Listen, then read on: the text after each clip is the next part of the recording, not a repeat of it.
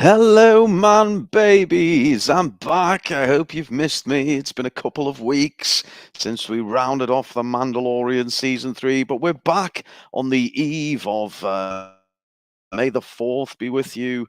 And today is Wednesday, May the 3rd, and the year of our Lord 2023. I am Ruin Johnson, the greatest Hollywood director of all time and of all movies. Oh God, I've just deleted the goddamn script. I'm gonna have to go off, shoot from the hip here, Brown. What's happened?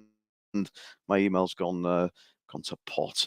Okay, so today we are discussing Funko Pops. We're discussing all our favorite Funko Pops of the Star Wars universe. I hope you're all ready for this one.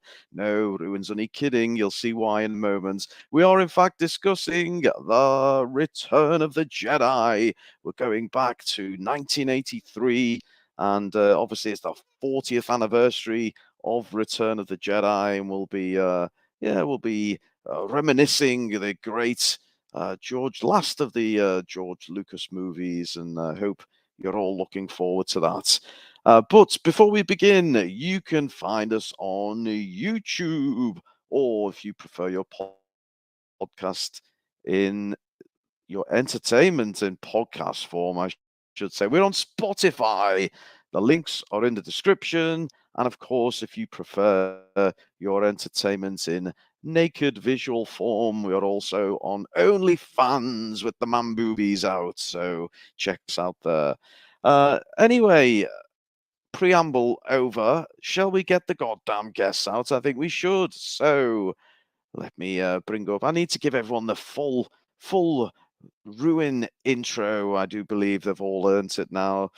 So first up, folks, it's my number one fan, hailing from a tent in my back garden. He's been there since 2017. He's the man of 1,000 voices. Set your phases to stunning and brave. It's not Brian. Hey, evening, Ruin. Good evening, chat. How are we? Hello, Brian. So good to see you. And Brian, I know you actually went to see this on the big screen, and I'm not talking back in '83, but just recently, didn't you? Yes, I did. I had a delightful experience. It was quite the change to walking out the cinema with everyone buzzing, as opposed to feeling as if you've just been to a funeral, as we've had in recent years. Oh, well, it'll be a different kind of stream tonight because although I'm going to try and put the boot into Lucas where I can, I think there's obviously a lot of love for Return of the Jedi. So anyway, Brian, we do have amazingly, we've got some more retro baits hanging around the green room. Should we see who's next up? Oh yes, let's get the retro bits on the show, shall we? Let's get the retro bits out. Okay. Next up, folks, is from a VPN, which stands for Virtual Private Network, far away. He's the protocol on Adderall, the android with the hemorrhoids. It's the golden reach around droid of choice. It's Zee-ThreePIO. Ka. Hello, Good evening, Z. Master Ruin, and I think you'll find it stands for Virtual Penis Network. Oh, are we allowed to say that? Oh, we're on dodgy ground already, but it's virtual. I'm sure it's all fine. So Z, are you looking into a Lucasfilm for a change? Oh, this is my favourite one of all, sir. This is the one where I'm worshipped by Oh, a gang of naked, hairy bears in the woods as their one true golden rod. It is by oh, far the it's best Star Wars movie. yes, it's maybe your finest moment, Z, and we're going to relive it now. It's can barely wait. Um, is my mic playing silly beggars? Are It you all sounds as here? if there's a slight delay, and occasionally you're dropping out, Oh. Ruin. Oh wow, I don't know what that is. I'm using my usual, Hollywood mic. I don't know. Adjust the headsets, make sure I'm plugged in. Hopefully, we're all okay. Um, Have, okay. Well, have look. you stopped the Let's porn get. torrent, sir? No, I can't. I'm at 93% Z. I need to get this one downloaded. I've got a day off tomorrow, so. 69% more Wah, wah, wah, wah, wah. So look, we've got more retrobates hanging around, and if we leave them alone too long, they start doing naughty things. So let's get the next one out. Watch out, War and Peace. He's the Star Wars novelist hailing from the only town with urinals in the ladies' toilets. He's live from a migrant military base. It's the Jester from Leicester.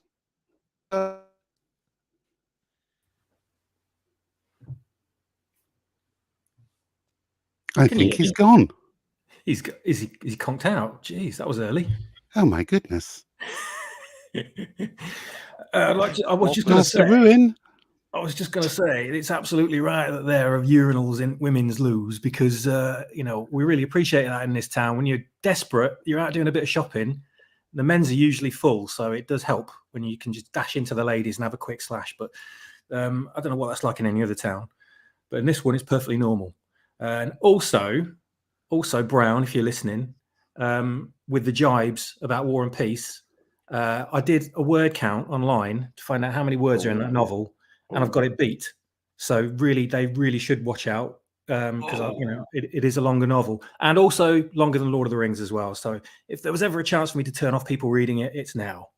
Wow. This is, of course, Swapper's replacement Last Jedi novel that he's done. It is. Well, it's two novels, really, but yeah. Oh, I can't wait to hear it. Ruin, what's happened to you? Oh, you there? You there?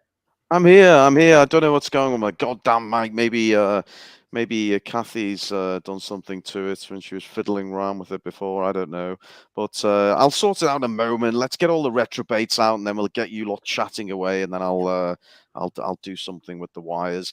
So let's get the next one out. Bear with me, you dirty man babies. So. Next up, we have the wise elder of the channel. His dark web username for all you dark web users is Mandalorian. He wears not one, not two, not three, not four, but 5 socks in bed. Do the maths. He is our resident director with a show on Netflix, and I'm not even joking about that. It's the great Mega Geek himself, Ian David Diaz. How you doing, Mega? I'm doing all right. Just really excited to talk about Return of the Jedi. So there you go. Yes, and did you see it the first time round at the cinema? I Ian, did or? indeed. Oh, I saw it the first time. Saw it in the cinema. I saw all 3 of them in the cinema. I'll tell you the truth. Wow. So there you go. So yeah, a real moment to reminisce back to your youth, then, Ian. Absolutely. Assuming you were young when you saw it. I don't think I was. There you go. I'm ready. And I think, we should bring him out, shouldn't we? Really? Come on, Brownie, get your crusty old arse out here and say hello to everyone. It's only fair. He's tinkering away in the background. Well, Brownie, I've got a request if you don't mind. What, to leave? Well, yes, Hello, I would chat, like good to to see leave, you. but I'd Hello. like you to come back whenever you enjoy a visual, just to get your catchphrase in. If you would. Yes. Okay. Right. Okay. That's a deal. Bye, everybody. There he is, Earl Brownie. Right, so what I'm going to plug myself into the internet because that might make a difference, mightn't it? Rather than using this goddamn Wi-Fi, and hopefully that will sort everything out beautifully. But look, while I'm fiddling around, why don't we get everyone's opening gambits, their thoughts on this movie, and maybe they could, while you give us a little preamble on your thoughts on Return of the Jedi, could you also tell me where you put it in your all-time Star Wars ranking? That may be an interesting thought. Obviously, we're not doing scores until the end, but give me where you think it sits in the ranking. I don't believe it. Robot Head's here. Robot Head. Good morning. I made it from the future. Hello, Robot Head. He's just robot rolled out of bed, I think. And how you doing, He was sir? looking for his head. That was the thing. I don't normally talk to anyone at this time of day, but I will warm up. It'll all come together, I'm sure.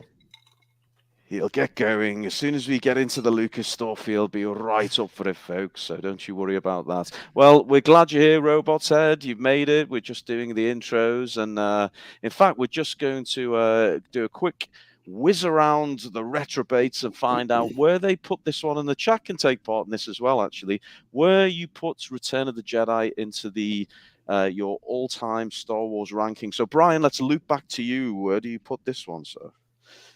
I have to put this up at possibly the third Number 3 for me. Okay. Sorry, I'm having a slight technical issue. Do you mind if someone else takes over for now and I'll get wing back to me? The That's no problem. gremlins are all over us tonight, of course, Brian. No problem. Well, let's go to our android. We can surely rely on him unless that is memory wiped. Z, where would you put this one? Out of all my Star Wars films, I would put this at number 4, with Number Empire 4. at the top, A New Hope at number 2, and Revenge of the Sith at number 3. Okay. So still fairly high up on the rankings, obviously. That's very first. Swappers, where do you have this on your ranking, please? I was just having a quick look at the chat as it was scrolling up, and Al Rimyu has got the same idea. It's my number 1 as well of the entire. It's number 1 of all of them. Yes, number 1. I know it takes a lot of grief. It takes a lot of criticism from a lot of people for, I think I can understand why. But personally, I mean, I could probably say that Empire is technically better and better script, things like that, a bit more original. But personally, this was my big Star Wars movie when I was a little kid. I saw the first one in the cinema, missed the second one. Everyone else had an advantage over me. And I thought, shit, 2-3 years without watching a Star Wars movie that everyone else has seen and they're all talking about, and I can't join in. Suddenly, this film came out, and that was it. I was just immersed in Star Wars again, and just my favorite. All the latest characters, the latest spaceships, latest technology, all the latest stuff was in it, and it will never stop being my number 1. Oh, beautiful, sir. Beautifully put. Mega, where do you have this on your rankings? Well, just listening to everybody, it's judged by, I guess, your remembrance of how you felt when you saw the film. So, Swappers is talking about it's the first film you saw. Was it the first film you saw in the cinema, Swappers? No. I'd seen a few films, but this was the second Star Wars movie I saw in the cinema. I missed Empire, so that was all through books and stuff. So this was big for me. This was really big. So, but for me, it'll always be 1, 2, 3. Star Wars, Empire, and Return of the Jedi for me. Yeah, because obviously I saw Star Wars first. So. Yeah. Well, there you go. That's my ranking. Very good. And our old Aussie friend, Robot Ed, where have you got this in your rankings, Robot Ed? A close third.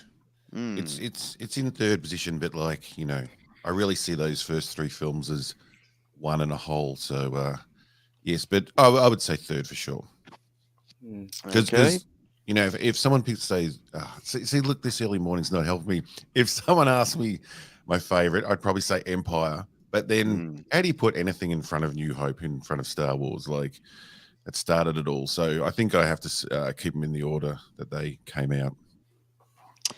Very good. Lots of opinions in the chats, and if you want my 2 pennies worth, obviously it's. I do think it's a fine effort by Lucas. I'd put it in number 2 after The Last Jedi, of course. There we go. So I think most people would agree with me on that one. That's fairly generous.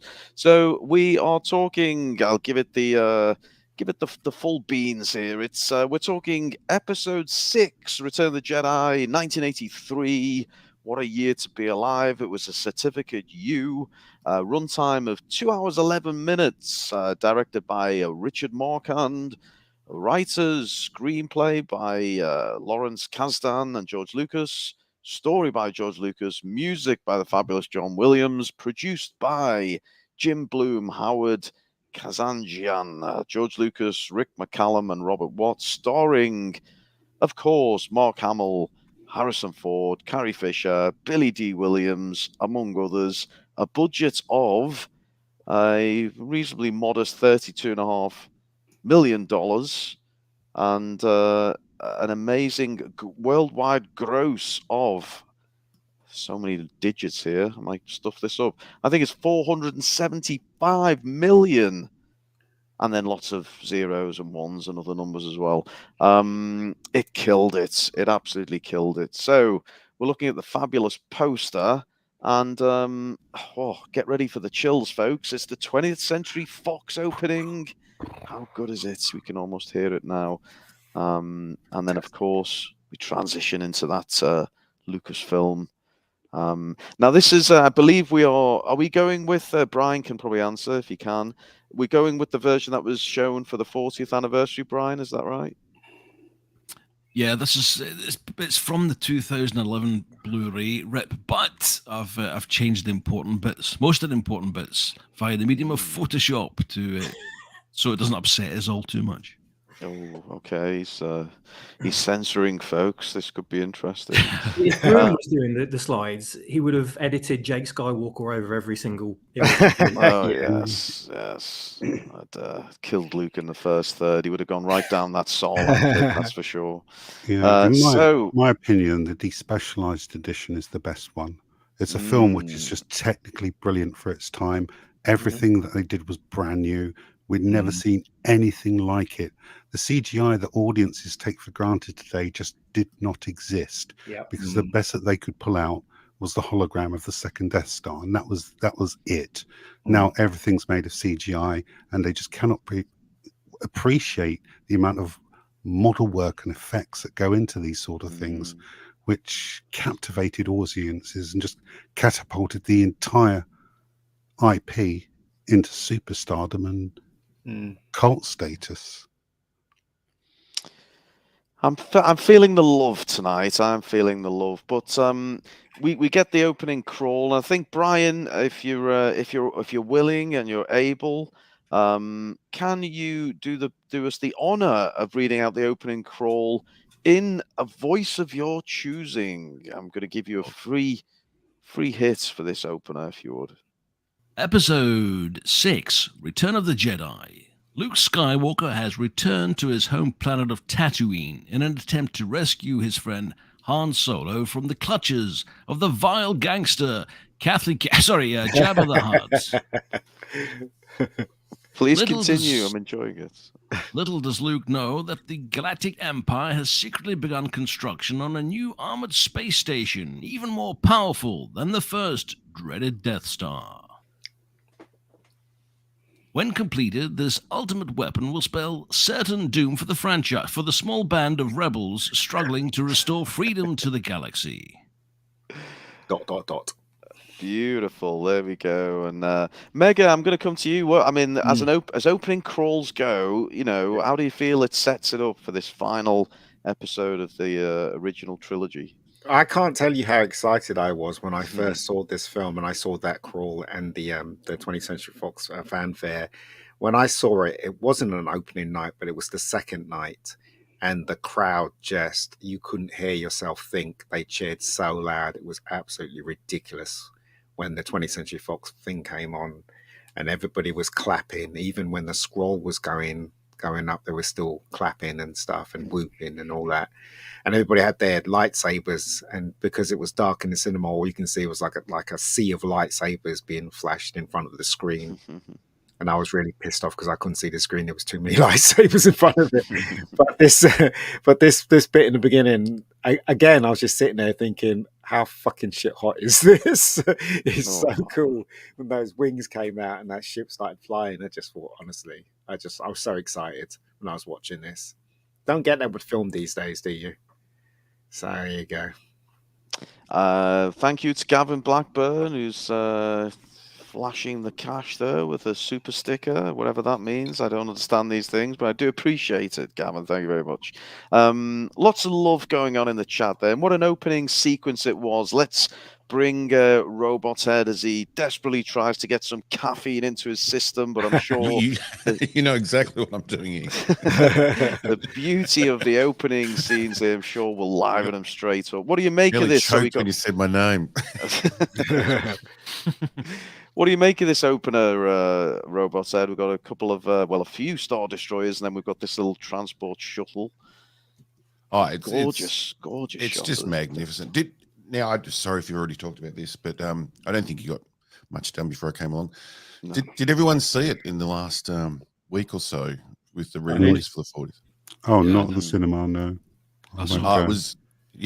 I went on Sunday, and it was magnificent seeing it on the big screen again, and it was interesting taking so many clips over the years for videos and talking about it online.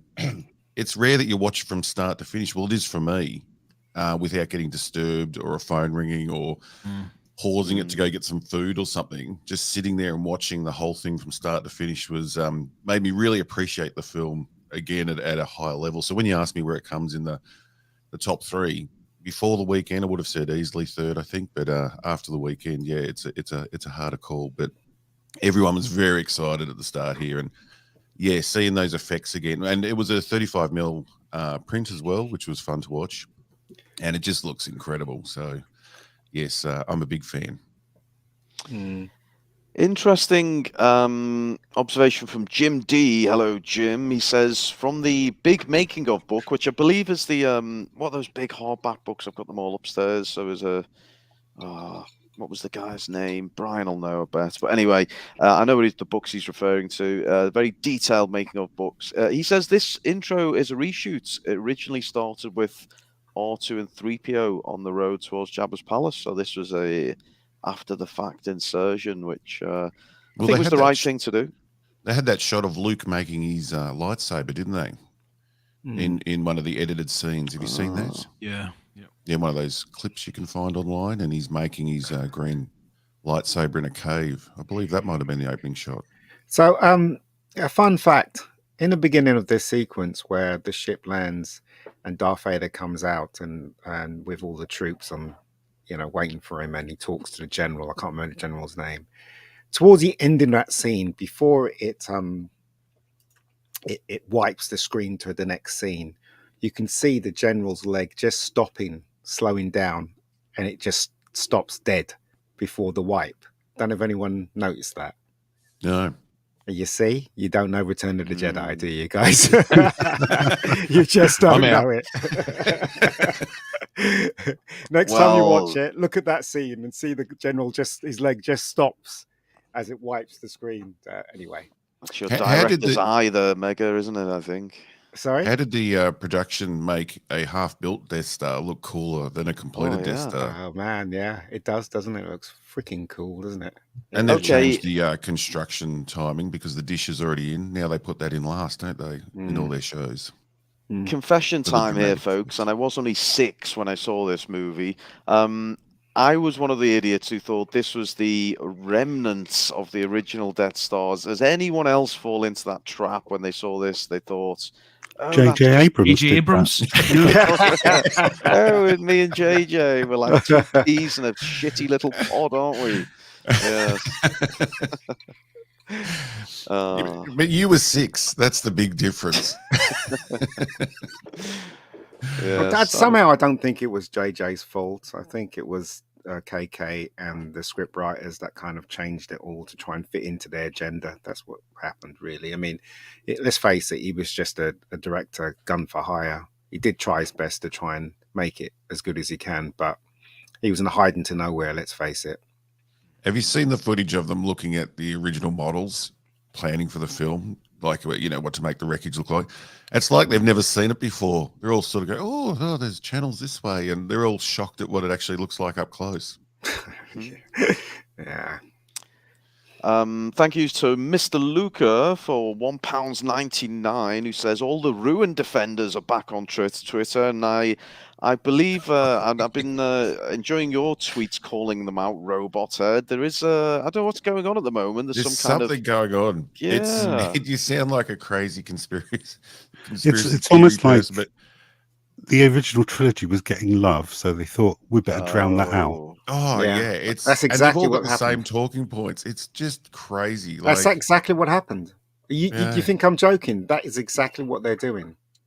They release Return of the Jedi so they can make more money, so they can invest in shitty Star Wars, but they don't want people to love this Star Wars. No, that's the way it goes. So yeah, and I applaud them and keep doing your fine work on Twitter, folks. It's brilliant. So again, another great scene. I mean, they're all great scenes, aren't they? But we have this this shuttle. Is this shuttle? The transport shuttle, is this the same as the shuttle Tidarium, or what's it called later in the movie? It's same kind of ship. Same type of shuttle. It's amazing because that's a matte shot. I think that's a matte shot mixed with real stuff. So yeah, it just looks really cool. Those matte shots on the big screen again. I'm going to keep going on about this, but seeing them in a theater again, they're just so beautiful. Like they're amazing.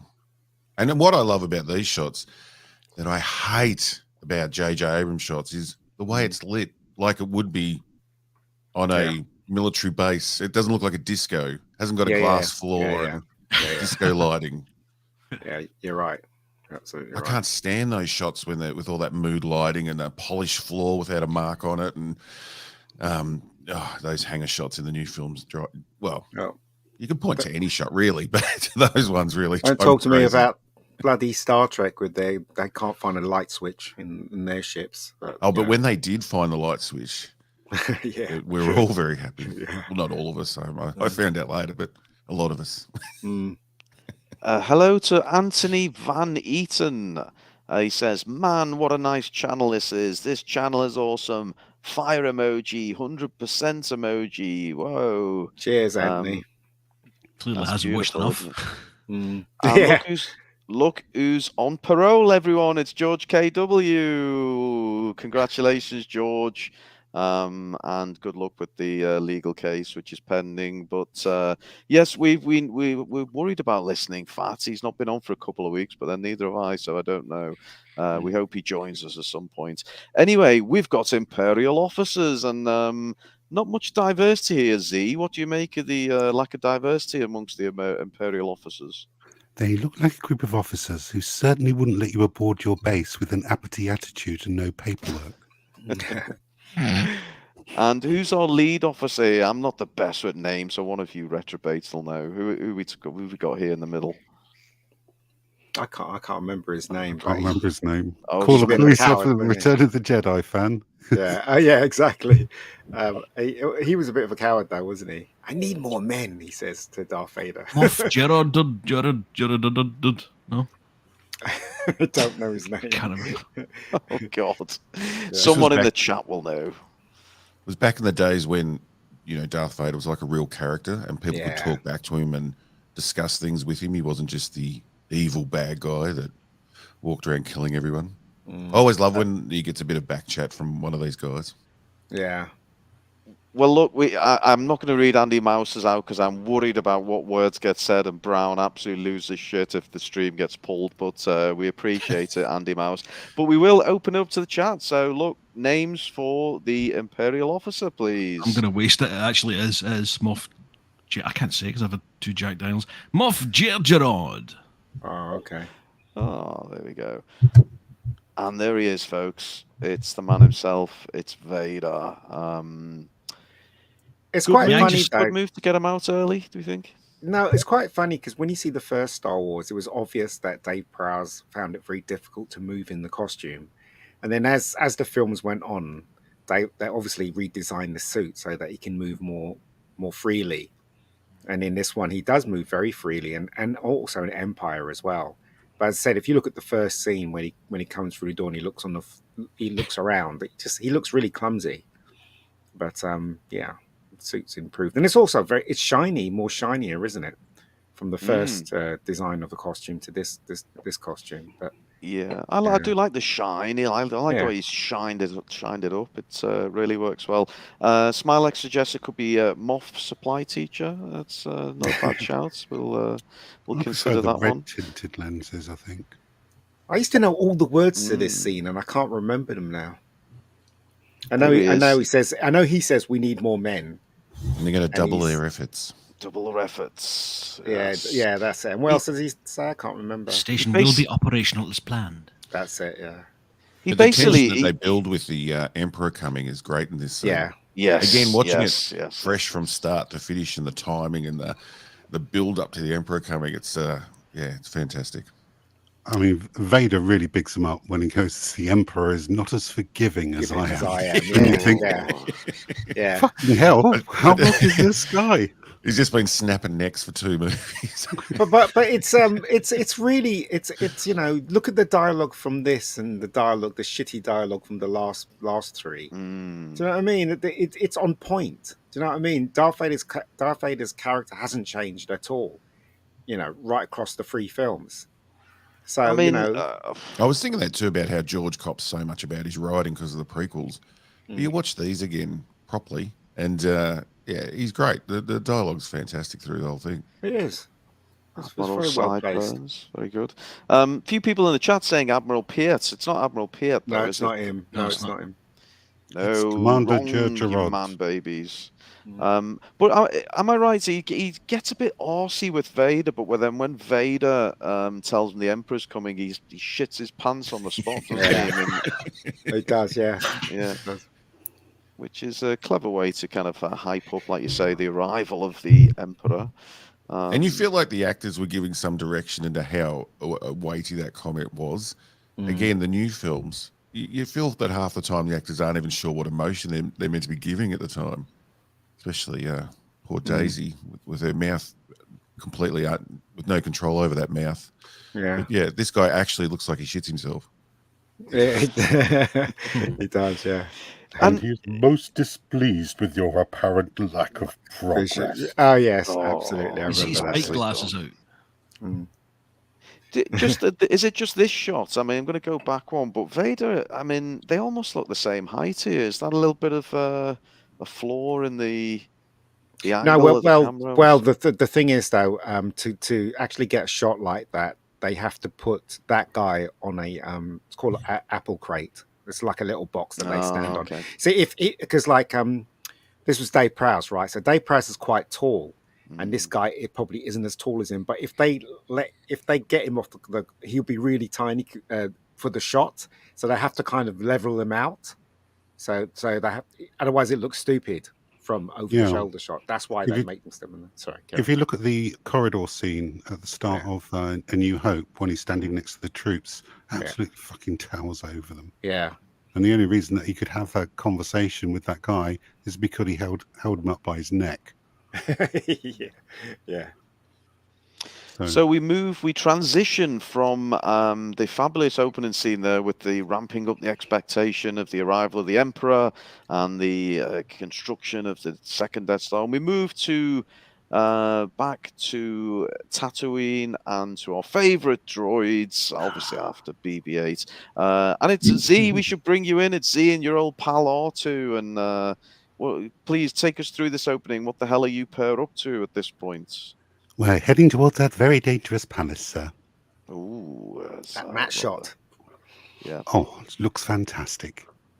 And is it back on Tunisia? This was this shot. The return to Tunisia for us. I don't think he was in this film, was it? Oh no, it wasn't. I think in the credits they mentioned Death Valley. I don't know if it was done there. It's really funny they found a flat ground so that R2-D2 can roll across it. Convenient bit, yeah. Unlike the forest moon of Endor undergrowth later on. God knows how he moved through that. He should have used those jetpacks he was hanging on to. Yeah, right. Well, he would have burnt the place to the ground.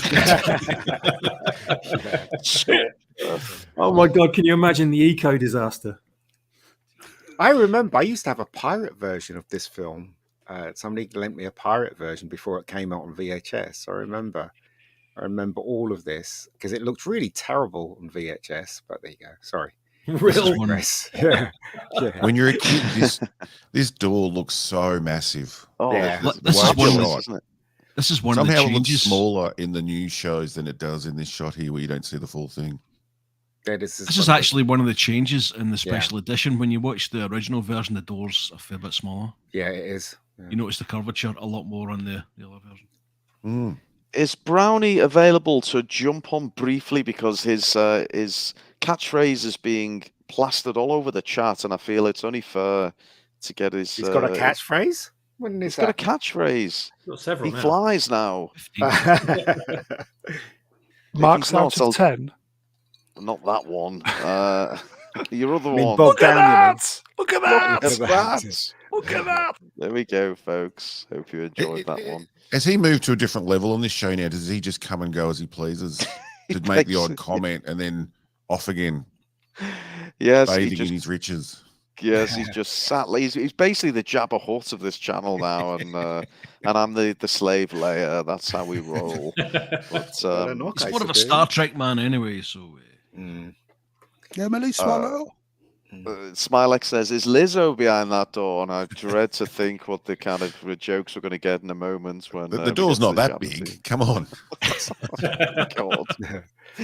Oh God. But anyway, the droids arrive. They knock on this gigantic door, and some of the incidental scenes, which actually don't really feed into the plot, and you could probably take them out, and it wouldn't affect the story, but they're just fabulous, aren't they? We've got to say. Yeah. And I don't know what it was about this one and this little, ball type droid on the arm. It's just so fascinating as a child. It comes out and it talks in some crazy language, and even though you don't know what it's saying, it's so obvious the kind of interaction between them, isn't it? Swappers, talk me through this interaction then. What's going on here? Well, basically, C-3PO knocks on the door, the eye pops out and says, "We don't serve Jehovah's Witnesses."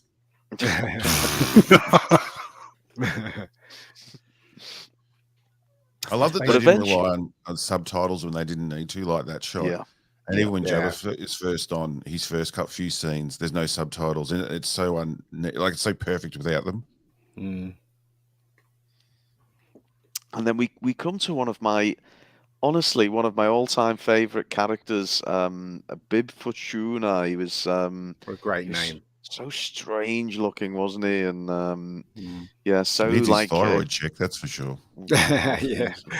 Weirdly, he's got a camp in his movements, but what, unlike C-3PO, you mean? Well, it's a virtue. It's a camp off here, isn't it? Yes. And what do we make of the Gamorreans compared to the Book of Boba Fett Gamorreans? Well, they were smaller, weren't they, in Boba Fett? But these ones were huge, weren't they? They were big, and they didn't have much movement in their mouth and stuff because they were obviously masks and stuff like that. But they're still more authentic than the rubbish CGI and the rubbish, crappy ones we got today, in my opinion. But there you go. Something you can never explain to a youth today watching the new shows is every shot in this opening was something you hadn't seen before. Like, it was all so new, like, an ideas, just throwing ideas at you, and as a child, your head's going to explode with even like the security on the door. It was all new. Now when you watch the shows, it's just referencing. I don't think they thought of Reva. That was new, I suppose, having a character that bad. But just how many ideas they had at the start of this film was just incredible. There was just 3 people in there, weren't there? Yeah, I was looking up at the screen going, how are they doing that? Yeah. 3 people. I think as a 9-year-old, when I was watching this at the time, I'd given up trying to think how they were doing it. By this point of the film, I just accepted it's real. There's no way this can be special effects. It's too good. This actually is going on somewhere in space. This is just incredible. As a 9-year-old, you do, you don't really care. It's only after the film you think, how? I wonder how. Like, God, I've got to watch the making of it, etc. But you look at Jabba now, and he still looks real. The eyes look incredible. I mean, this would not work in CG. I brought the Cinefex on this, and I read it page to page till the end, and I didn't understand a word of it, but I did understand the way they did the models. They had one person in the middle to do the mouth, another person to do the right hand, and another person to do the left hand. And that's how they did it. So, and someone controlled the tail, didn't they? The eyes as well. They control the eyes and the tail. Yeah. So on some of the old, making of sort of things, they show the shot inside with everyone. Yeah, they do. Yeah. But like, you compare it to today. Look at when they turned up in the Boba Fett show. They look like shit. That was just CGI and nonsense. That was unbelievably bad. Like, they hadn't even bothered about the shading when they did that. When they put that shot on TV, it was unbelievable. Do you think Lucas was? Go on, Mega. I was just saying something to be said about it really being on set, and you can tell that model was heavy. You can tell that thing's got weight, but when you see the CGI versions, you can tell it's not there. Do you know what I mean? It has no weight. So, and then they've got like men carrying 2 of them, about 10 men or 8 men. Yeah. Do you think Lucas was quite clever in that he puts Jabba and some of the others, like the Gamorrean guards, he put them in this dark and dingy palace, so they're in the kind of low lighting, and it doesn't really, it kind of adds to it, doesn't it? You got the dark shadowing. But that wouldn't be down to him, would it? That'd be down to the DOP. Okay. I mean, him and the director would decide Director of what police, it looks like. So yeah, but it was a good move, obviously, because it obviously matches the mood of the scene, doesn't it? Because he's a slimy old gangster, isn't he?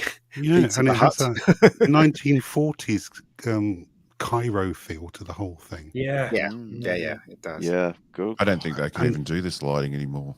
No, I have so many issues with the lighting these days. Yeah, but they just paint it so much. Like as everyone knows, they're just shooting it so flat and fixing it later compared to exactly. this. Like, yeah. So they can do more now on post than they could have done in when you're shooting with real film. Do you know what I mean? So when you're shooting real film and you got the DOP that has a light meter, he knows exactly what he's doing. But today you can, on video you can shoot it all flat, and then in post you can, have rays of light if you want and stuff like that. But here on set, they've got smoke. They've got smoke in the shots, and that's real smoke, and that's a real heavy model. Today, you don't even need smoke because they can create it in post. So you know what I mean. So I hate that. Yeah, so do I. Yeah. I should say Melvin has tossed us a £5, and he says, James Woods has blocked me on Twitter. I'm famous now. Who wants to touch me? Well, I certainly want to touch you, Melvin, but I'll touch you with Brian's, not my own. But I wonder what you did to get blocked by James Woods. It doesn't strike me as the most snowflakey person on Twitter, but I'm sure you'll inform us of that. So we proceed on to the holographic message from Luke Skywalker, and who can recall what he says here? I don't know, maybe Swappers. Can you relate Luke's message for us? Oh my God, it was. I'm trying to paraphrase it, but it was something like Almighty Jabba, wasn't it? I think he was trying to get him on his side. Yes, massage his ego. Appease him, and he offers the droids to his ownership. And he finishes with a slight threat, though. Yeah, we can come to a peaceful agreement. Yeah, that's right. Yeah, so it's one that is good for both of them. Something. Yeah. Yeah, it was the first step, wasn't it? The first stage of the plan. It was all orchestrated to rescue Han. So it was kind of, I love the way the plan was like multi-tiered as well. So if this thing failed, then they've got a backup, and if that fails, they've got another backup, and if that fails, they've got another backup. Yeah. They all fail. All these things fail. It's the worst plan in history. Yeah. Well, at least they had a plan. At least, So. Yeah. He does look awful there, though, doesn't he, Mark Hamill? He looks awful. Yeah, he does. Because obviously, I don't know what's going on with his face there, but there you go. Well, this is, I'm sure most people know, but this is his first appearance after was it a car accident? Or? Yeah, it's a second appearance. It was a second. Was it Empire? It was Empire. It was Empire. Oh, right. Yeah, he does. You're right, though. He does look different again, doesn't he? I know it's kind of holographic form, but we should know as a director, Mega Geek, that the hologram puts on £20. Yeah. Plus, he'd gone from not known to famous, so like he'd been doing heaps of coke for the last 4 or 5 years. So that'll take an effect. Yeah. I'm just point out, I don't know that for a fact. Allegedly, yeah. Allegedly, let's slot that one in there. I'm just disappointed in the fact Luke's trying to help someone. I prefer him when he's sad, old, depressed. Luke, I don't like this. Brave, heroic. You wouldn't even recognize him, would you? Oh, who is this imposter trying to help his friends? God damn it! I don't like it. But Jabba laughs it off, doesn't he? He kind of mocks him. Yeah, he does. Yeah. Did you notice? Sorry. No, go ahead. Go on. I was just going to say, seeing it back, the theater I was in, it's a great old theater, and it was packed. It was sold out, and how well the jokes landed through the whole film. Which again, sitting at home, you sort of smile, like when Zee-ThreePIO says, what did he say? Sort of when he says they're a gift. But in a packed theater full of dads with bringing their sons along, proper laughs had in the theater. Like it was great to see. Yeah, I noticed that as well. It was funny. You're so used to seeing something, sometimes you don't pick up on these little bits. But to see the reaction from the rest of the audience in the screen that I was at was something else. Yeah. It reminded you how good it was. Yeah. You're playing the wrong you can message. overknow something. You're playing the wrong message, R2. That's what he says, I think. Yeah. Is that right? There we go. I think it is. Shut up, R2. Getting the Last Jedi jokes coming in the chat. I do. Well, I don't appreciate it, actually. Don't mock me, you man babies. But just looking at this shot, even, I mean, it's hard to scroll through the shots at any speed because they are so fascinating. There's so much to see. You've got Jabba laughing. You've got Bib Fortuna kind of looking on at his master and smiling. You know, you've got the little dude there at the bottom right. You know, Jabba's little creature, and then you've got. We're going to have to get Brownie back out, folks, because I need to know what he would give her. We've got the dancer there. What's the name? The slave dancer? Ula. Ula. I thought it was Ula. Yeah, Ula. The sexy Ula. Out of 10. Out of 10, please, Brownie. You know the goddamn score. What would you give Ula, Brownie? And I'll give you the choice. You can have her with or without the chains. It's up to you. Mark out of 10. Out of 10. I'd give her 1. You give her 1, folks. There we go. Okay, your work is What's done, interesting Brown. about her is that when they did the reshoot to do the bits for the special edition of Return of the Jedi, she had not changed at all, and everyone was surprised, even George Lucas, because they said, "Oh, can we get the original girl back?" And they said, "Well, she must look really old now." And when they got her back, she looked exactly the same. So still in costume, waiting for the yeah. Still doing this. Had another job since. Yeah. Convention circuits. Just for shits and giggles, as they say up this way. Let's quickly go through it around everyone. Brian, what would you give Ula? Terrible joke. I can't say that. Welcome to Censoring Yourself on Mr. Brown Alive channel. 7. You give it a 7, okay. Z, what would you give Ula? Well, I'd give her a 10. Oh, she was the only bare boob in the trilogy. That's true. I noticed that doing the slides, and actually, it's a U certificate film in the UK, and it made it onto the Blu-ray release. Of all the things he changed, he didn't change that, which was a bit of a surprise. Swappers, how many Funko Pops would you sell for a night with Ula? Oh, all of them. Absolutely. All of them. It's just a shame that she gets offed so early, really, isn't it, in this film? Because I would have liked a bit more boob slippage going on. And we didn't get it with Princess Leia, sadly. So, God, we're a gang of sad old middle-aged men. So bit of sight of half a boob and we're all excited. Mega Geek, what would you give Ula? Well, I will give it a... So there you go. That many. Yeah. And finally, Robot Head, what would you give Bib Fortuna? Well, I thought the correct answer. Which one are we giving it to here? I thought I'd catch him half asleep, folks. What would you give Ula, Robot Head? It's the same answer. I'd see what they can do with that head growth first before I'd give them a score. But I thought the correct answer was I'd give them 1. But, it was. Well, we let Brown do that and the rest of us try and play the game. But anyway, we move on to another epic. Brown, how am I supposed to get through these with any pace? Look at that! Fabulous. Look at that. How did you feel when you first saw Han in this carbonite? There's a fridge that has that on there. You know, yes, don't you? There wow. is. Yeah. Imagine having that in your kitchen. That'd be amazing. And it's a pretty good likeness, isn't it? I mean, you can see Harrison I should Ford. think so. They took a cast of his face. So I should think so. As a kid, though, this scene was scary. Like this whole introduction. Like this place looks scary. And everyone's laughing, and that just makes it even more evil, doesn't it? And yeah, it's fabulous stuff. So I was just alarmed by the Leo Sayer hands that he had going on. You know, the jazz kind of yeah, because now we are here to pick holes if there are any. When he was in the carbon chamber, am I right in saying his hands were tied behind his back? Yeah. So how do we get the carbon to this?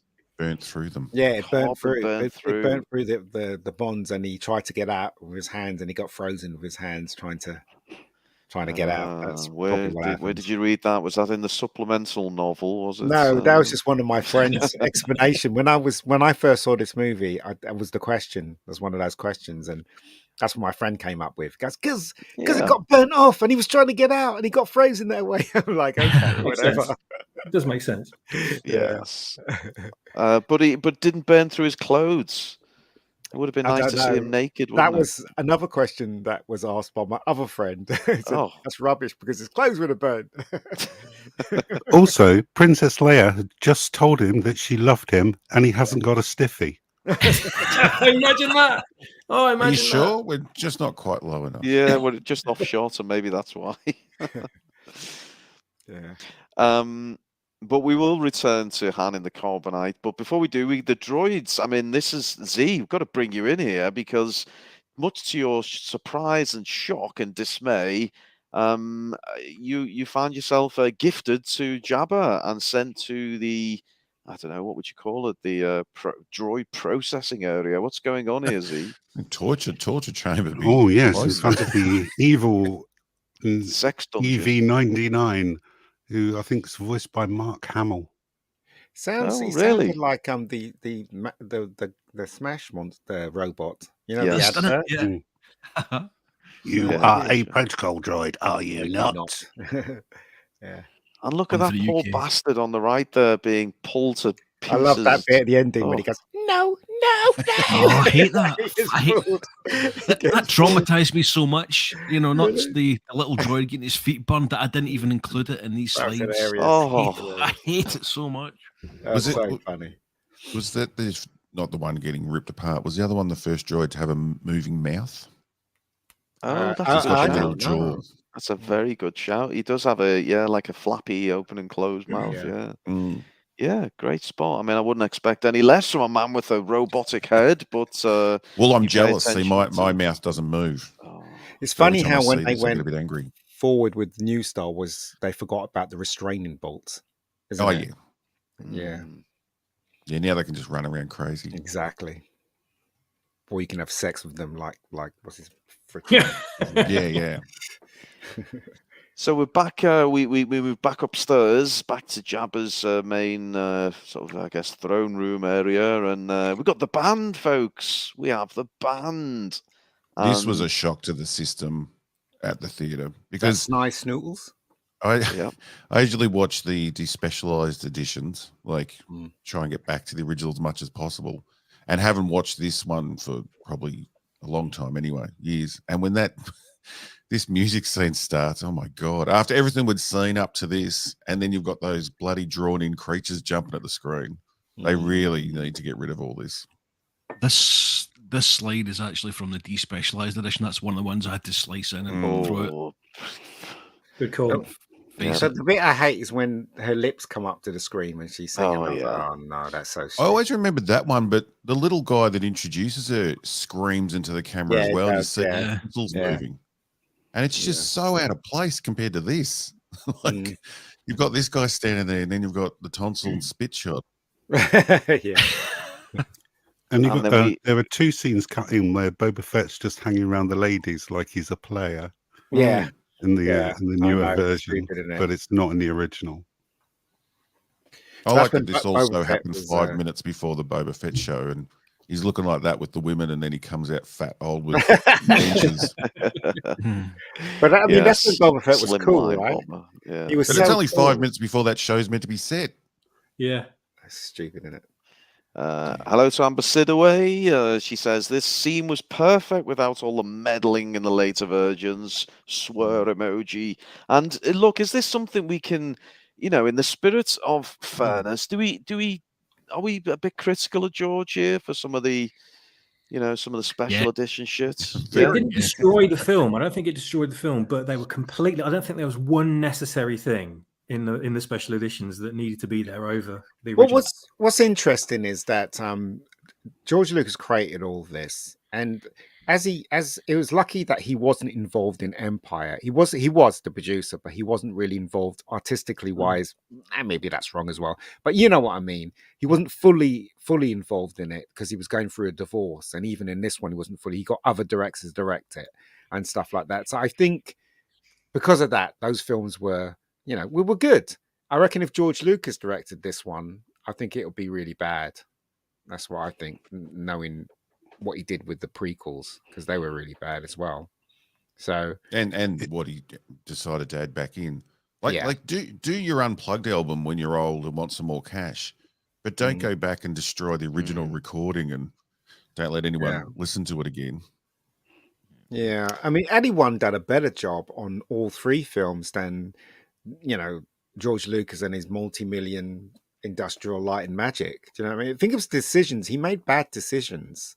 Fans obviously can look further than him. You know what I mean? So anyway, that's what I think. Is this the Rancor, by the way? It's the Rancor scene, yes, and sadly, Ula, who everyone was, gagging for a little bit of earlier, she comes to a very fast demise. And what is it with Amber Sidaway? She rocks up, and all of a sudden, the chat break out to songs. We've got Velma Dinklage, Mega Geek as our resident crooner. Could you give us a bit of? No, I'm not doing it. So I can't sing. You're such a tease. Oh, go on then. Go on, swappers. Give us a bit of Hadaway. Oh no, not me. Oh God. What is love, baby? Baby, don't hurt me. Baby, don't hurt me. God. No more. Is that Brownie coming back? Oh God, his move's improved, hasn't it? Brownie's like the man in the karaoke that has one go at it and you can't get him off the mic for the rest of the night. It did make Jabba look so savage, though. As in, young boy watching this, you think she's cute, she's dancing around, and just for no reason it seemed she was working. She didn't seem to even do anything wrong.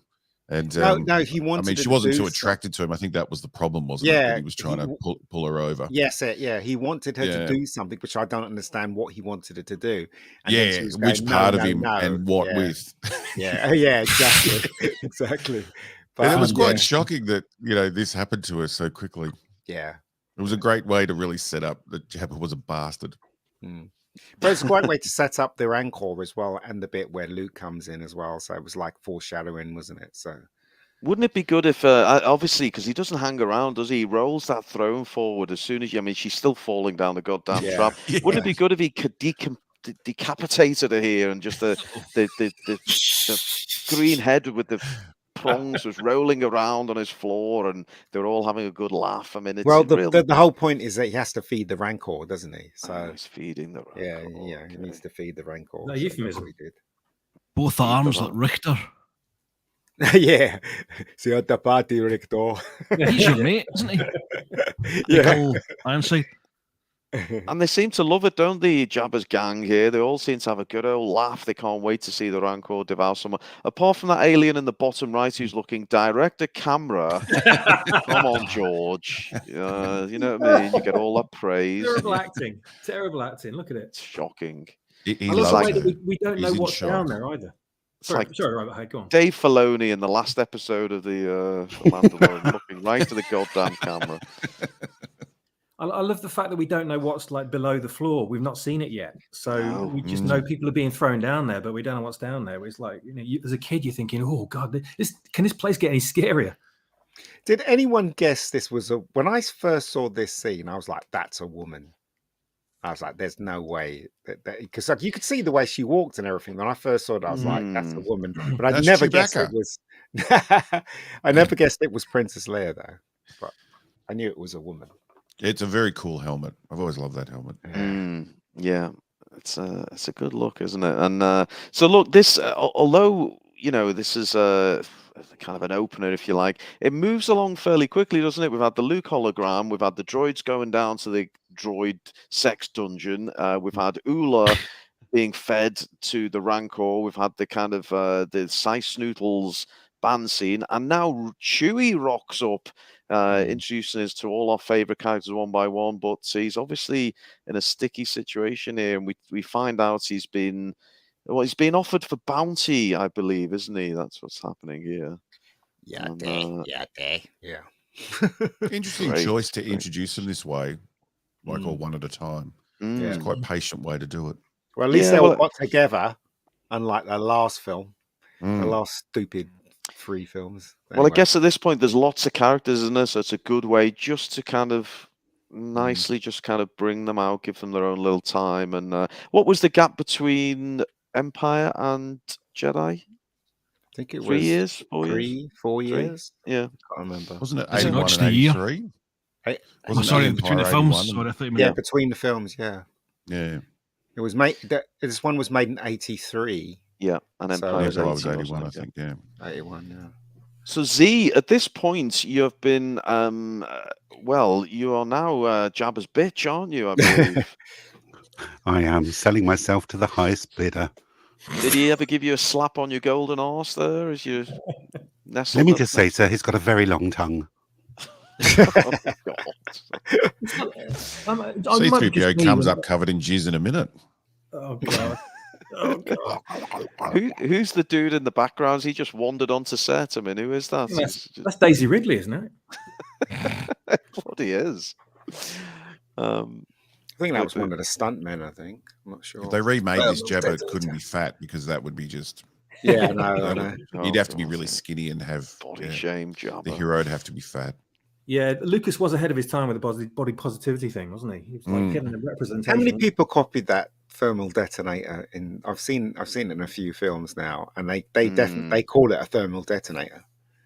What was the last film I saw that had a thermal detonator in it? I can't remember. Solo did it, but Solo did it as if he'd watched this film. Yeah, I know, because that was just so weird. Script. Yeah, rubbish script and stupid film. So that doesn't exist in my head canon. I love this shot where it's just like, Billy D, look, I'm getting my face out in this shot. There's no reason he pulls that down just to everyone can check out the stash. That was just to show the audience it was him, wasn't it? So, I mean, it was stupid though. Why would he do that? I don't know.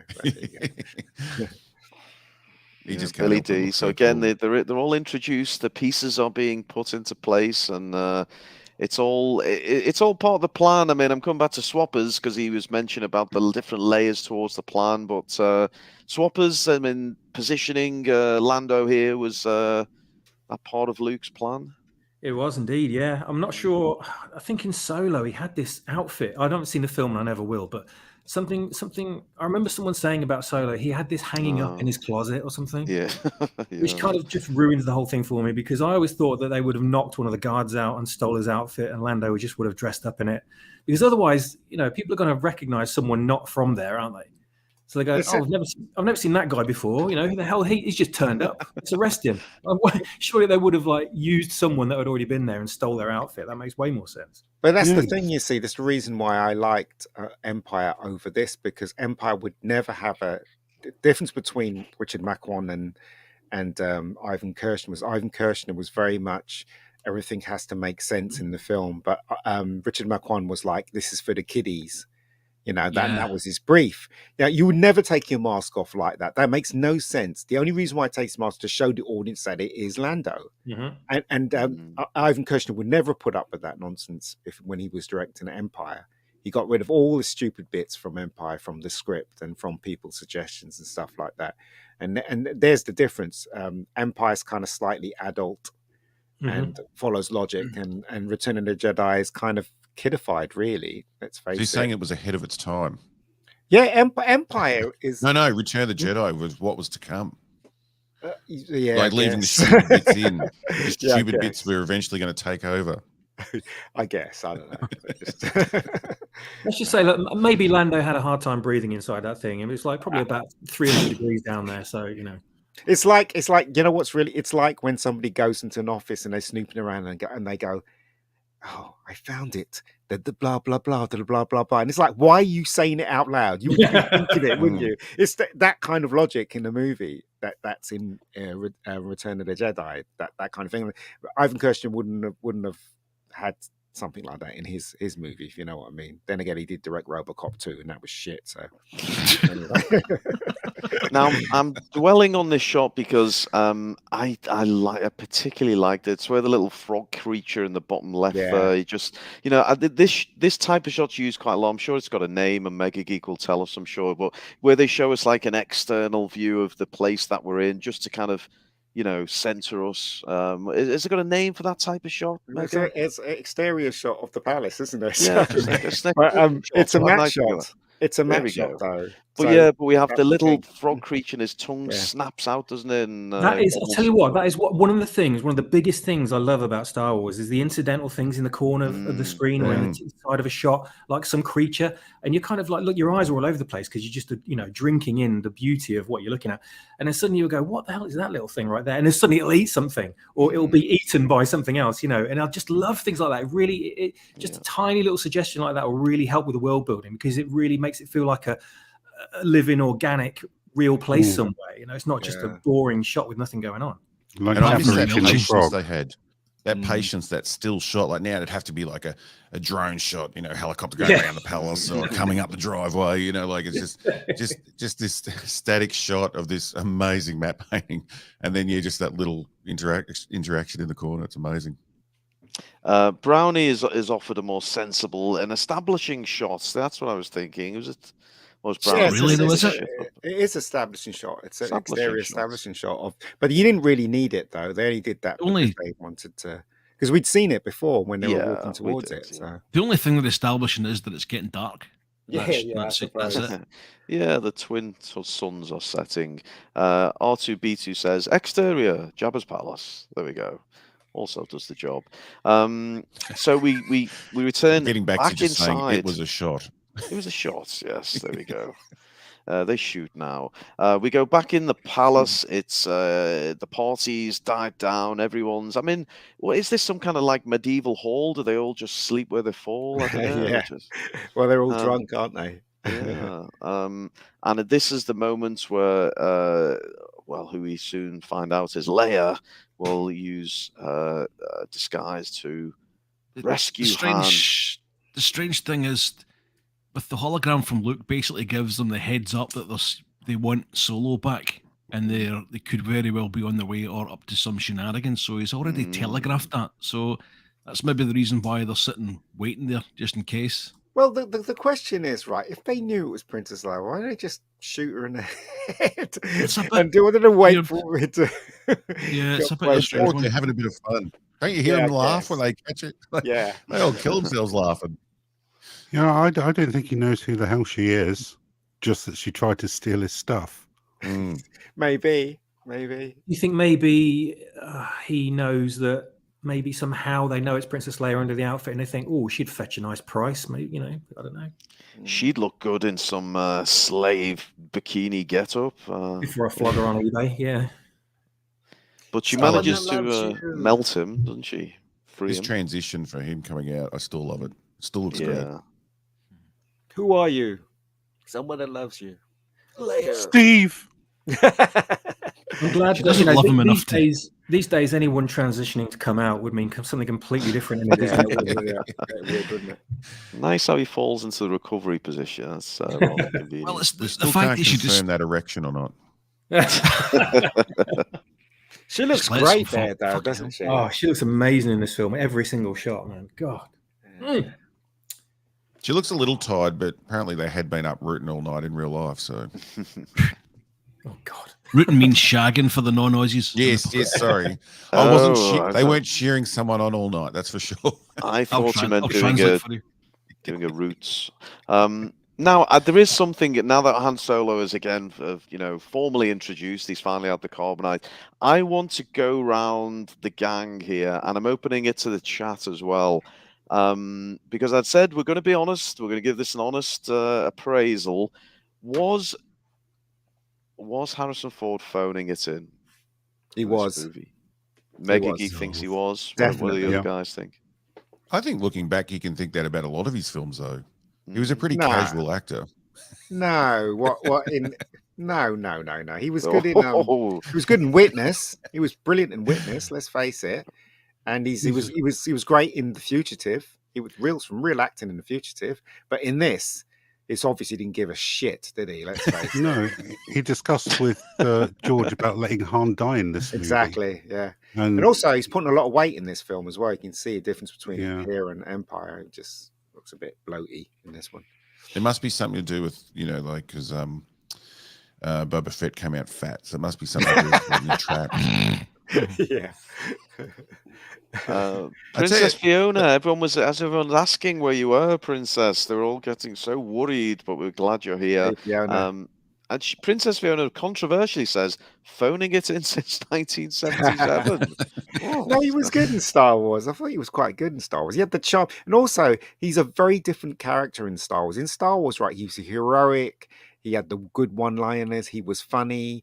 And Empire, he was still heroic and still the hero. And in this one, he was a freaking clown, wasn't he? In this one, couldn't believe it. Why did they change his character? I think that's a big part of the problem. They've basically asked him to be almost the comic relief in this. He doesn't have too many scenes that are much gravitas. Maybe when Luke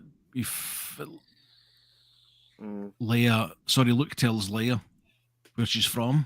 And that little few seconds, and that's about it. The rest is just a comedic performance. Yeah. No, I don't want to upset Ruin, but they love to go on that Rey was the first female hero and did it, and Leia got nothing to do, but she has plenty to do in this film.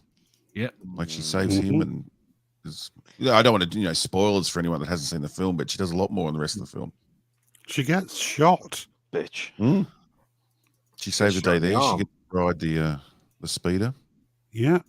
But can't she shoot 3 TIE fighters with one blast? That's what I want to know. She's not Rey.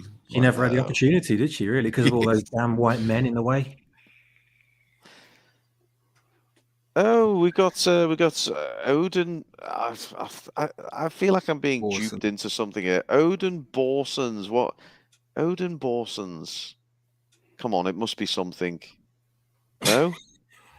Okay, Odin, if that's really... God. Am I missing something here, man, babies? Odin Borsons. Odin Borsons. Paranoid now, Ruin. I'm so paranoid, honestly. I see a strange name and I think it's some kind of weird sex pun. But he says, at Robothead, I just wanted to thank you for covering that thing with Miramax and Disney. It really made me feel like someone was paying attention. There's some love for you, Robothead. From I always love the love. Bring it on. I appreciate anyone that watches. Yes, it's nice if someone enjoys the videos. Someone said in the chat just now about I think you highlighted it. I think it was R2 said something about carbonite putting on so much. I thought it was carbohydrate, not carbonite. But carbohydrate. Also, why didn't so nobody gave Chewie a comb? Do you know what I mean? He looks very shaggy, isn't he? Yeah. Well, we were going into the 80s now, so he's getting the big hair. Well, yeah, he's had a comb. It's a back comb. That's the thing. And then, as true to form, we're being introduced to everyone one by one. Here is, some call him a hero, I call him a sad old hermit, but it's Luke Skywalker, and I don't know, he's actually doing shit here. I don't know if I'm comfortable with this, but he first of all dispatches a couple of Gamorreans using the force choke. What would you say? Force choke. Yeah, a couple of force chokes there. There we go, folks. Just sit back and let's just sit back and just take a moment of silence just to enjoy this. And, look at that. If you listen closely, you hear the zip on Brown's flies slowly peeling open. Yeah, Brown, that needs to be one of your sound effect buttons, mate, if you can sort that out. Oh, God, there it is. The squeak. I do apologize, everyone. But it's such a shame now, because they would never do this now. As I said, it's just two-faced, isn't it? We can see Chris Helmsman's muscles and looking beefcake and everything, and we're not allowed to see, And then we get Lizzo like this, and we get they give us Lizzo. Oh yeah, you're allowed Lizzo. Yeah, rubbish. I had to force her to put clothes on. One, by the way. He would give a 1.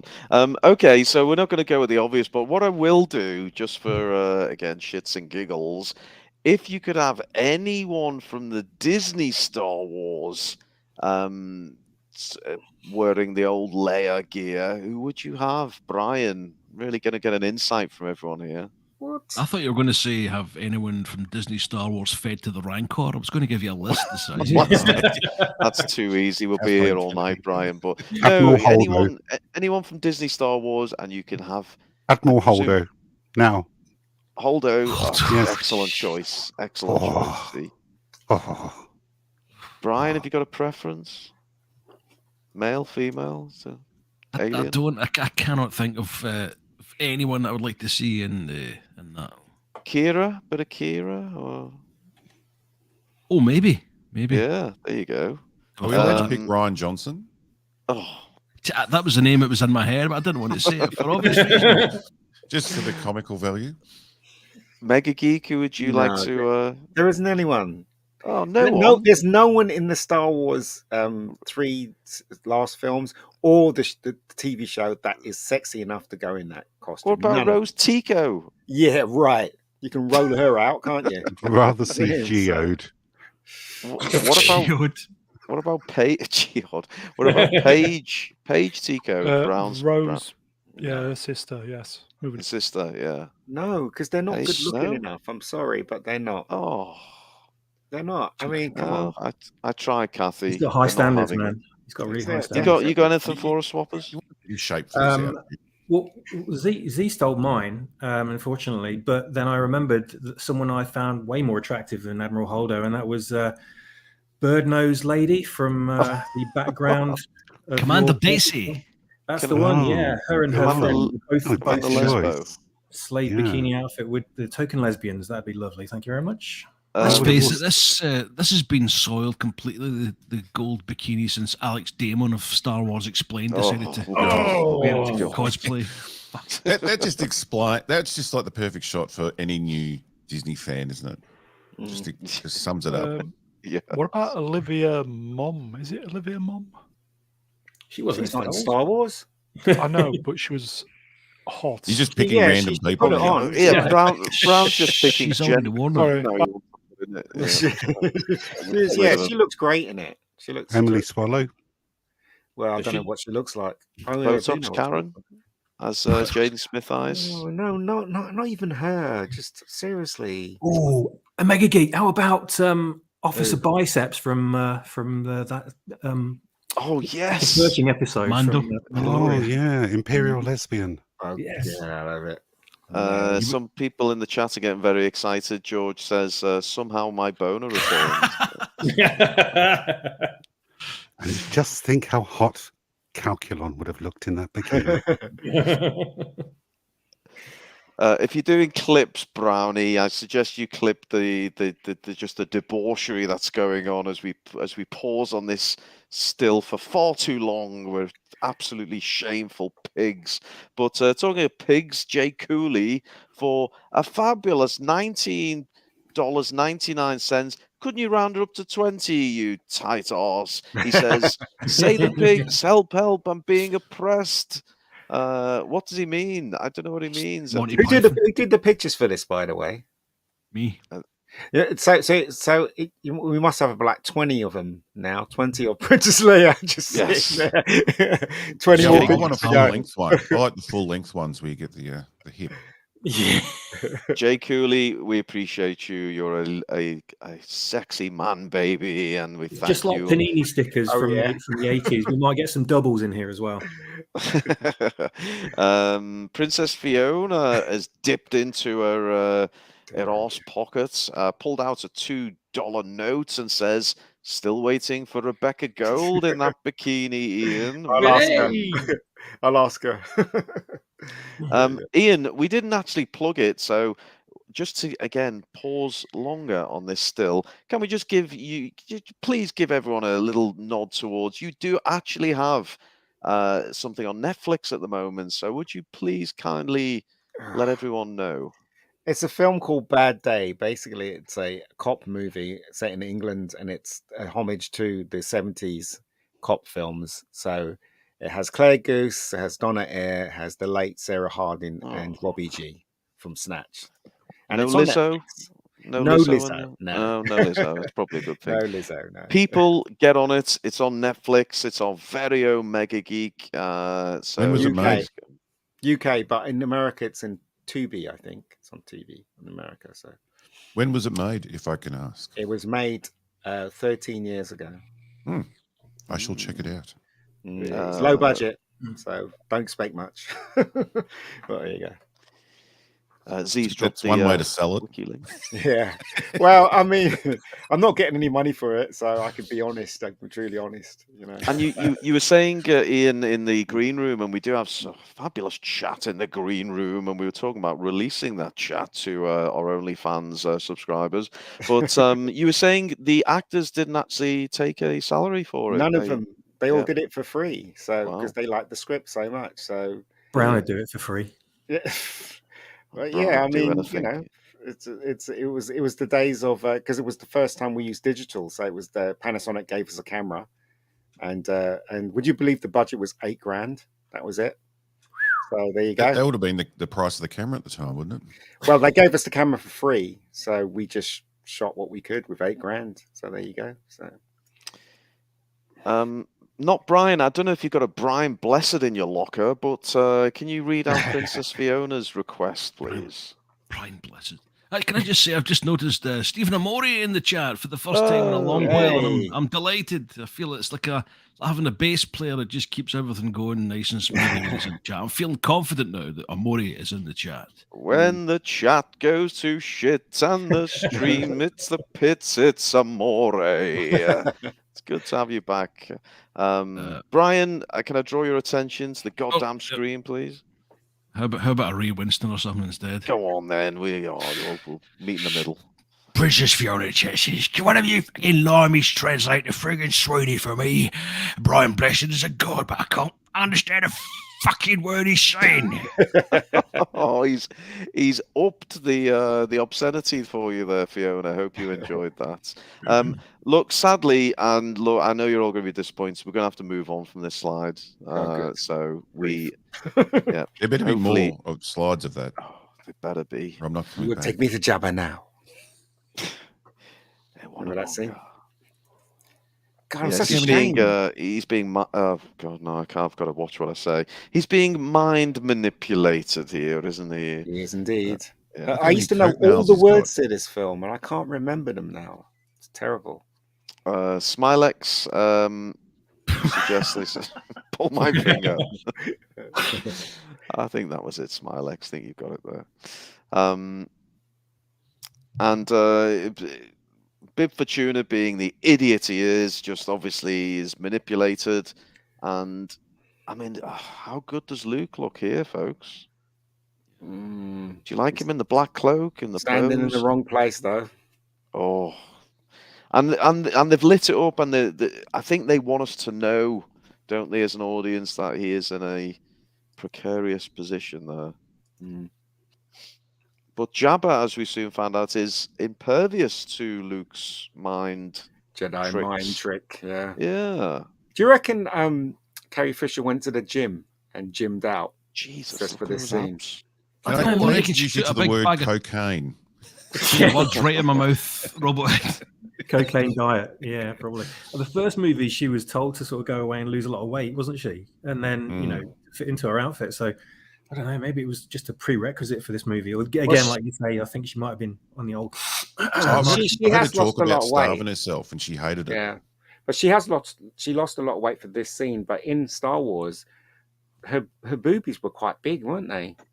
In Star Wars, and it's kind of small here because she lost a lot of weight for some reason. Well, those photos, those promo photos, I think they were for Rolling Stone, where she's in the water at the beach. Yeah, they're like some of the best shots of Carrie Fisher ever. She looks amazing in those shots. They were the behind the scenes ones as well. Yeah, with her body double doing the sunbathing, weren't there as well? Yeah. That's an incredible shot. Brian, can you do a Mr. Brown? You know you said that out loud. Yes, I do. Brian nails came out.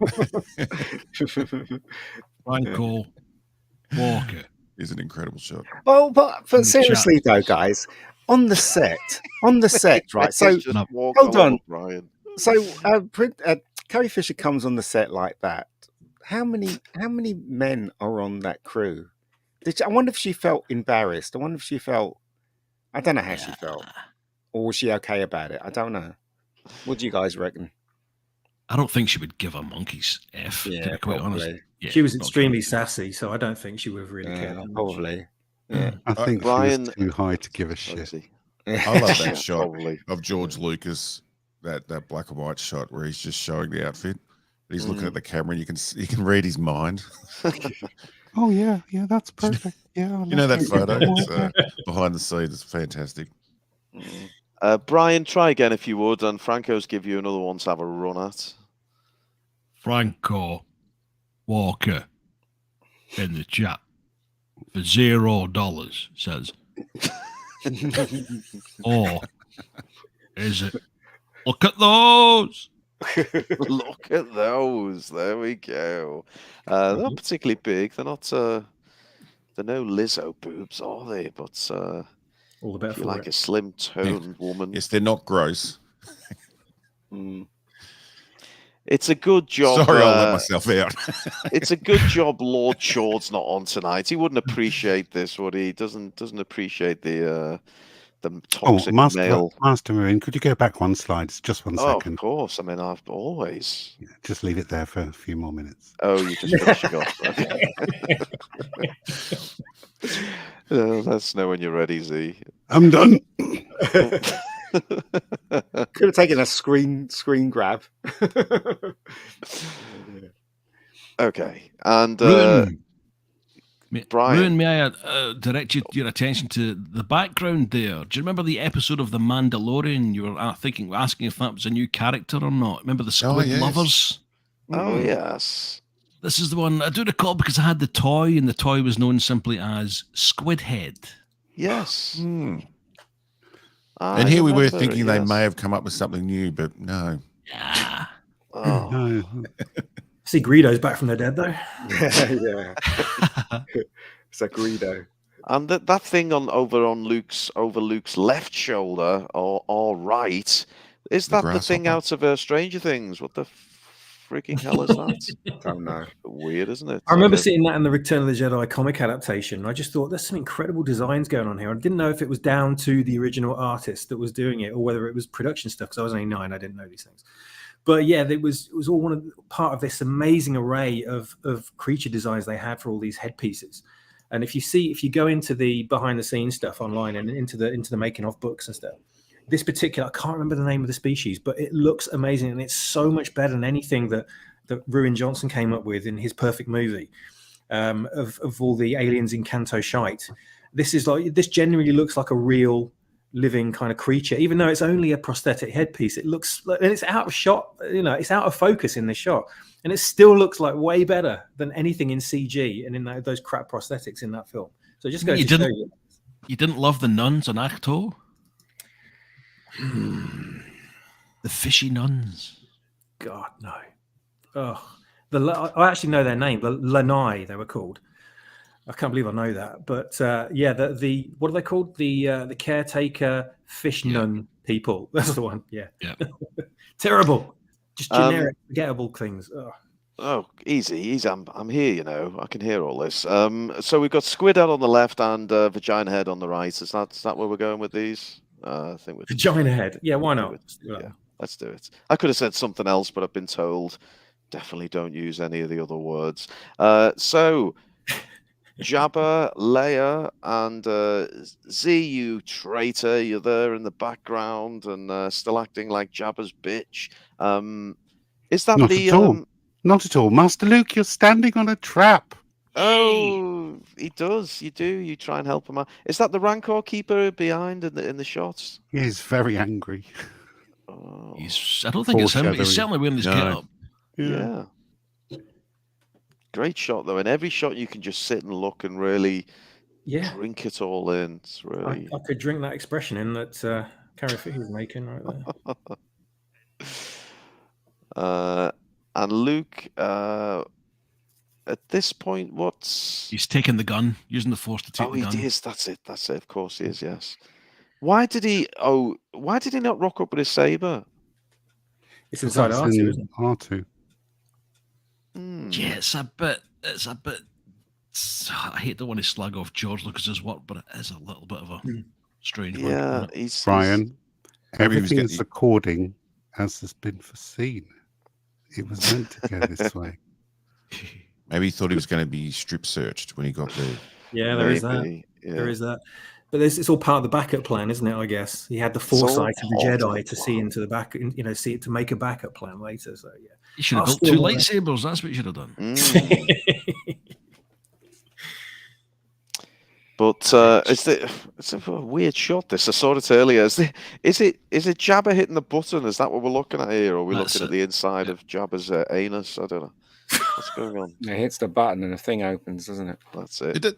It looks like you could accidentally hit that quite easily. You think you'd have a little cover over that or something? Yeah. You must lean on that all the time and just accidentally have friends go through. Keeps losing dancers. Is this in the foreground of this shot? Is it the bounty hunter? What's his goddamn name? Dengar. Dengar, yeah, that's Dengar. I don't think it is, but it looks like it. Oh, it does look like Dengar, doesn't it? But right now we have Luke about to fall into the Rancor pit, and I feel upset. I feel myself choking up already, man, babies. The Gamorrean, this poor Gamorrean, he does nothing but try and help Jabba. And he's trying to block him and retrieve the gun. Or in fact, he deflects the gun, doesn't he, away. And he ends up falling down the damn pit. And then they all laugh as he's, we know what happens here. Just goes to show how nasty Jabba is, really. He doesn't really care about any of his people. He just, they're all kind of just denizens to him. They're all there to serve him, and he doesn't give a damn. So he'll just happily watch one fall through the floor and get eaten for his pleasure. That guy must have been a pain in the ass in the lunchroom. Because even the other guards are cheering when he goes. Yeah. Always going on about his holidays. Yeah. I hated Kyle. So this puppet, right, was operated by one of the special effects guys, and it was shot with high-speed camera, so it can look like it was moving with weight on it. And believe it or not, the guy that was operating it, he had to operate it like really fast. So he had to move really fast, make out that the puppet was moving really fast. And then when they shot it, it looked like it had weight and it was moving slowly, if you know what I mean. Right. So could you imagine how many takes they literally took like 1,000 takes on this thing to try and get it right. In CGI, just get it. But this is real puppetry and this is real special effects, you know what I mean, for the day. So yeah. I thought I'd mention that. Yeah, his mouth movements are so cool. Yeah. Yeah, even the slimy effect and the slobber, and it just feels so real, doesn't it? It's he's turned to look back at Luke, and that like you said, the puppetry and the movements of that looks so cool. Yeah, it is. But you had to do it really fast because, as I said, the film was moving, so it would. So when you see the film, it'd be moving in slow mo to add a bit of weight. So. But just imagine that poor guy, the puppet guy, had to move like he was on drugs or something. His hand was on drugs or something. But it worked really well. It really worked very, very well. I always assumed it would have been a model, like a stop animation model. Yeah. No, it's not. It was a puppet. It was someone's hands was in using make the mouth move and stuff. So I make a quick complaint about whoever got the slides together. How come we didn't get a shot of the other dancer? Oh, Brian. The other dancer? Oh, there was 2. You're right. Yeah, there was the other dancer. The sexy one, Brian. Who I laughed my head off when the credits at the end because she's actually credited as Fat Dancer. Yeah, dancer. We were watching the credits in the cinema, and I'd never taken in that she's just credited as Fat Dancer. You wouldn't say that today. It's so sad because she sat there at the conventions and she just has a sign above her head saying "Fat Dancer." She sat there like a white Lizzo signing photographs. It's so sad. They were different times, weren't they? She must have loved it when she took her family set. Sorry to take over. No, your complaint has been lodged. Brian will be reprimanded. Don't worry. But as quickly as we complain, we have to give him credit because look at this fabulous shot he's captured. The moment is it a skull? It is a skull. I have to confess, for years I thought it was just a large rock that he threw, and then on the slow mo, I went, "Oh, it's a skull." But then I remember the shot of Mark Hamill doing the "Alas, Poor Yorick" that he shared on Twitter, holding the skull. Oh, and then we have the sad death of the Rancor. Did anyone feel sad for it? No. No, because apparently you can add them as pets. Then what's his name? Boba Fett had one of them as pets. You can ride them, yes. and all that rubbish. You can tame them. You can ride them. It's fabulous. I always thought the fat guy that came out and he was crying, he looked a bit like Donald Pleasance. I was like, is that Donald Pleasance? It wasn't. It's called. He's just coming up. His name's Paul Brook, the Rancor Keeper. Do you remember him with the Wedge Antilles actor Dennis Lawson in Kit Curran in the 80s in the UK? Yeah. We will see him in a moment, but I just wanted to remark on the contrasting expressions between until now the ever laughing. Who's the small creature? Bloody Salacious Crumb. Salacious Crumb. How could I forget? He's normally always mouth agape, laughing away, and he's looking pretty solemn here, whereas Leia is rather enjoying the death of the Rancor. So you could say that Leia here is all the true Star Wars fans when they saw that end of season 2 Mandalorian episode, and Salacious Crumb here is Kathleen Kennedy. Nicely done. And Lizzo in the background there. Let's not forget. There he is. There's Donald Pleasance. Yes. Donald Pleasance. I thought he was Donald Pleasance, but it's not. He is a bit like him. He does a bit look like him. Take me with you. I've seen Donald Pleasance topless right enough. And he was crying as well. That's quite funny. It's a bold statement to go topless, isn't it? As with a physique like this, but I remember the action figure for this man. His headgear came off, but he was. Wasn't this guy in Casino Royale as one of the? Really? He was Baccarat players. He got funny eye, right? Yes. Denham Elliott. No, not Denham Elliott. The Disney fans like to pretend that we all think the OT fans think that they're perfect, but I really could have done without the crying over the dead Rancor scene. Even when I was a kid, I thought that was a bit weird. Yeah. So our heroes as well. Yeah, I guess yes. It's normally it's meant to evoke emotion with the audience, but at the audience, are we meant to feel any sorrow for this thing? But I think goofy moments, let's say. I think one of the criteria was to lighten up the film because Empire was so dark. So they were deliberately trying to make the whole film lighter for the kids and for the audience. So that's why I have got so many jokes layered in this sequence. So there you go. Do you see Time Prophet's comment about the Rancor Keeper? Well, what did he say? Right. Can we get it back up? What is it? No, that's the wrong one. No, never mind. Moving on. He just said Sam Smith can play the Rancor Keeper part in the new movie. Oh my god! It is. Yeah. We love it. Is it true they're going to remake him though? Oh god! I hope not. I really hope not. Well, I'm available, Kathy. Just give me the nod, and I'll fix all these issues with George's originals. So our heroes they're safe for now, but Jabba's pissed that the Rancor didn't gobble up Luke, so he's got another plan, which involves this thing here. And what is it? The Pit of Cartoon and what? Yeah, it's a problematic name. We can't call it that anymore. It's problematic these days. Oh, okay. What else do we call it then? The Desert Vagina. Salak. Salak Pit. Sandy Anus. Sandy Anus. Okay. I'm sure that's one of your burner accounts, Swappers, Sandy Anus. Shouldn't it? Yeah. Again, look, I know some people say it's kind of separate, detached from the greater arc in this film, but I do love the opening, this whole Jabba opening sequence. And if you thought the palace was great, it gets even better. This is just full of drama. Is there anyone dislike any of this opening stuff with Jabba? No, we're all fans.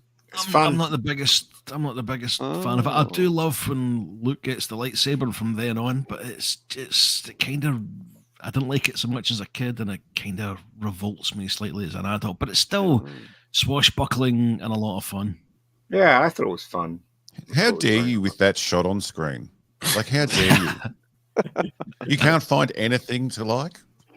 Nothing at all. Oh, come on, she makes up for it all, surely. Just it's going to be a tough one to get there with that big fat slob and I can't say that anymore. YouTube's new rules, you can't say that. Oh, shit!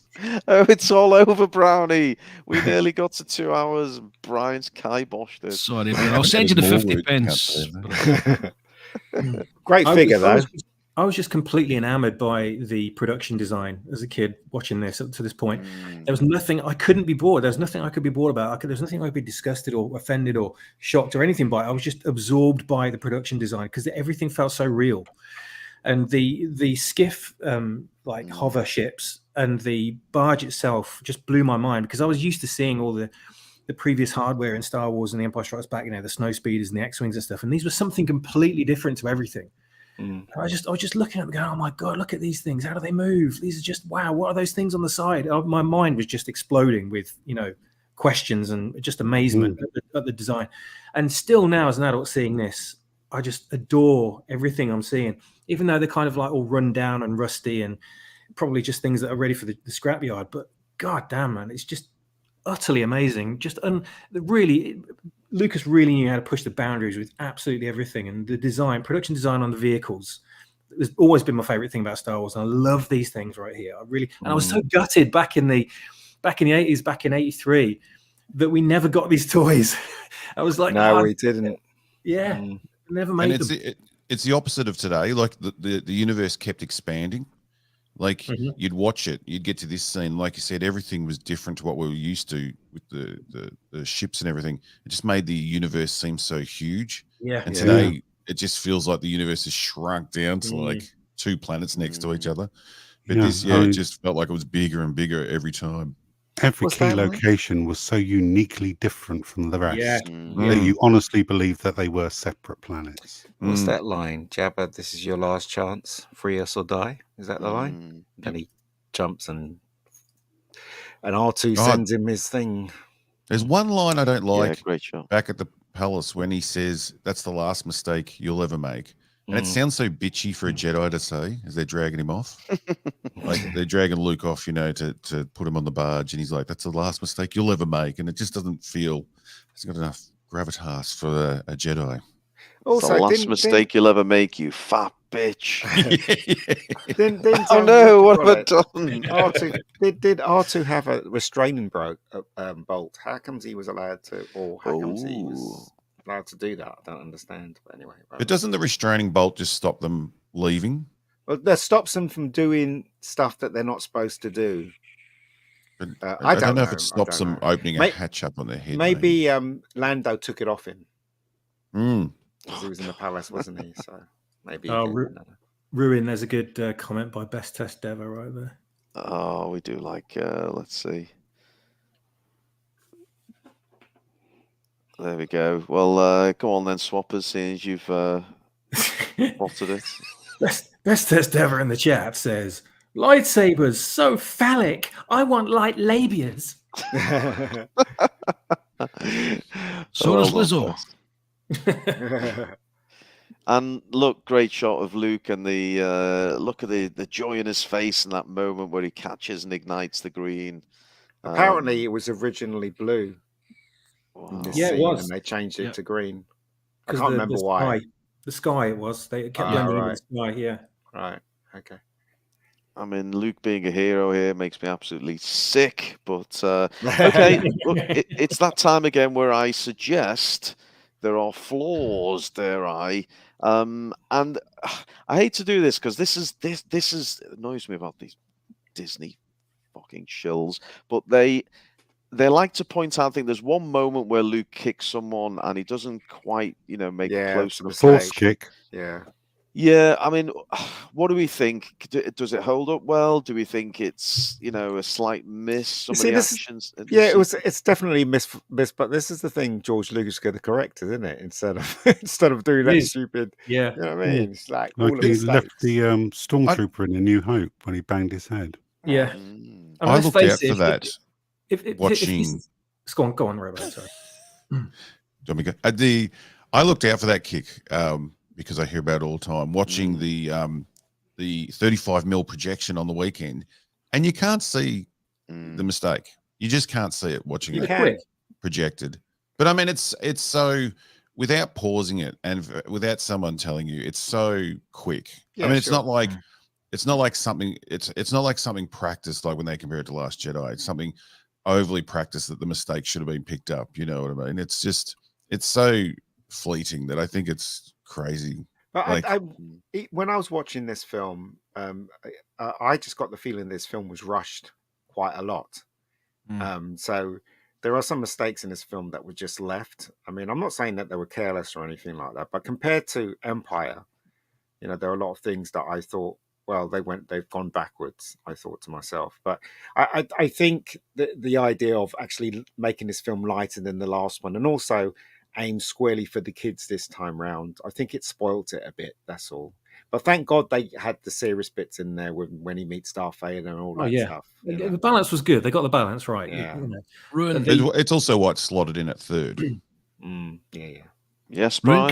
Can you go back a couple of slides? Yes, I know. I got to say, I know we've got a lot of slides to get through. It's so hard to move through with any pace because there are so many fantastic scenes. But of course, we can't, Brian, because this is the moment where Boba gets his phallus cut in half. It was actually the previous one, Roon. Just a quick bit. You want to go back again? Yes, sure. Just for the Disnoids among us, this species here is Nikto species, and it's the same species as Vane the pirate, the one who's trying to get into the bar for a drink, but it's a school in The Mandalorian.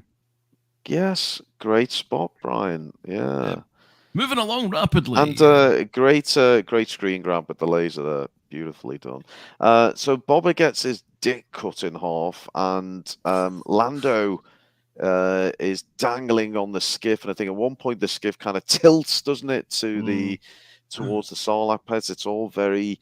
it's because of the gunner. Dangerous. The gunner's shooting them at it, and that's what makes it fall. That's just why Luke abandons what he's doing and goes after the gunner to let him get back up. Look at Lando dangling below, and the shadows on the sand there is really fabulous, isn't it? And then we have Boba with his bag of tricks here. What's he doing now? Is this He's shooting from his cannon wrist on his thing, wrist. isn't it? Yeah. His blaster's been destroyed, so he's got a backup. Wow. What a guy. Whatever happened? He also had the rope a minute ago. This is another bit that was changed. If you look at the original cut, it's slightly different angle it was filmed from as well. Yeah. I don't know why they changed it. It's maybe to make it look slightly more dramatic. I don't know. And this is the moment where Han Solo's gives it the old Boba Fett, and he hits him inadvertently, sets off the rocket, and it's is that Boba Fett in the background there? Yes, Boba Fett, and that's the miss kick thing, miss kick shot. So that's it is. Film has got in the to cinema, offer. you can hardly see that. Yeah. If this is one of the biggest mistakes that all the Disnoids pick up on, I mean, it just goes to show how terrible the Disney films are compared to this. If this is as bad as, if this is what they always go on about, Yeah, pathetic. And it's not the only one they can find. Like we could find more mistakes if they really needed help. Just look at the lightsaber fight in The Last Jedi. How many things go wrong in that when you rewatch it? Jeez. The whole film. Yeah, the whole film. God damn. Well, if you just leave your brain at the door, you'll be fine. Don't worry. It's you're not meant to pay attention. So poor old Boba, and we are going into EFAP territory. But look, it's such a fabulous film. We're enjoying ourselves. Boba hits the side of the ship. I'm going to confess here, man, babies. I was a huge Boba Fett fan when I was a kid, and I didn't want to believe he died. But I guess what are we saying? I mean, in Lucas canon, he most certainly does, doesn't he? He falls down and it burps, doesn't it? Yeah, he dies and he burps and he comes out fat. What can I say? Yeah, he doesn't It die. was Does he in carbonite? It wasn't the Sarlacc that burped. It was Boba Fett. It was eating part of his insides as soon as he got down there. And also, this is the original version because they had all the tentacles that came out in the thing, didn't they? So Princess Leia strangles old Pizza the Hut. There you go. Yeah, can we just linger a little bit longer on this scene? Oh, yeah, bit of cleavage. Is that a bit of white bra we can see underneath the gold bikini? No, because Star Wars doesn't have bras in there. Oh, That's no right. bras. We know that from the first film. But if you'd like to zoom in to check, we can wait a moment. Gold reflection, I think. Zee'll crack another one off while we're doing that. Oh, God, look at Jabba. He's really struggling here. Autoerotic asphyxiation. What we don't know probably is allowed her. I mean, you're missing all the sexual references. They changed the Sarlacc into a giant penis monster. So yeah. So clever adding that tongue to give movement when the arms couldn't do much. Yeah. Rennie's in the chat, folks, so we're going to say hello to Rennie. He says, no, Brown, he is here, Rennie. He's just tinkering away in the background. When I say tinkering away, I mean masturbating. But he is here. He's doing his thing in the background. Why isn't he on? And what's going on? I still don't know. He's just his chilling. Position in power now. Yes, he's like Jabba. We forgot to mention that Han Solo was blind because of the carbonite, wasn't he? So he couldn't. He was just getting his sight back here, wasn't he? He changed the line, didn't he? Yeah, how strong is Lando? Because that thing pulls in Bubba's ship. Yeah, it does. Yeah. So Lando's got some strength there. Yeah, he hasn't even got anything to grip onto. No, it's crazy, isn't it? And the original, he says, "Trust me." He said, wait, I thought you were blind. He says, trust me. And then in the new version, he says, it's all right. I can see a lot better. Yeah, I don't know why they changed it. It's ridiculous. Brian, have you got a Lando Calrissian in the locker? Because Ohio Pigeon has given us the line there, and I do like this line. A little higher, just a little higher. It's pretty good, folks. Yeah. It's pretty good.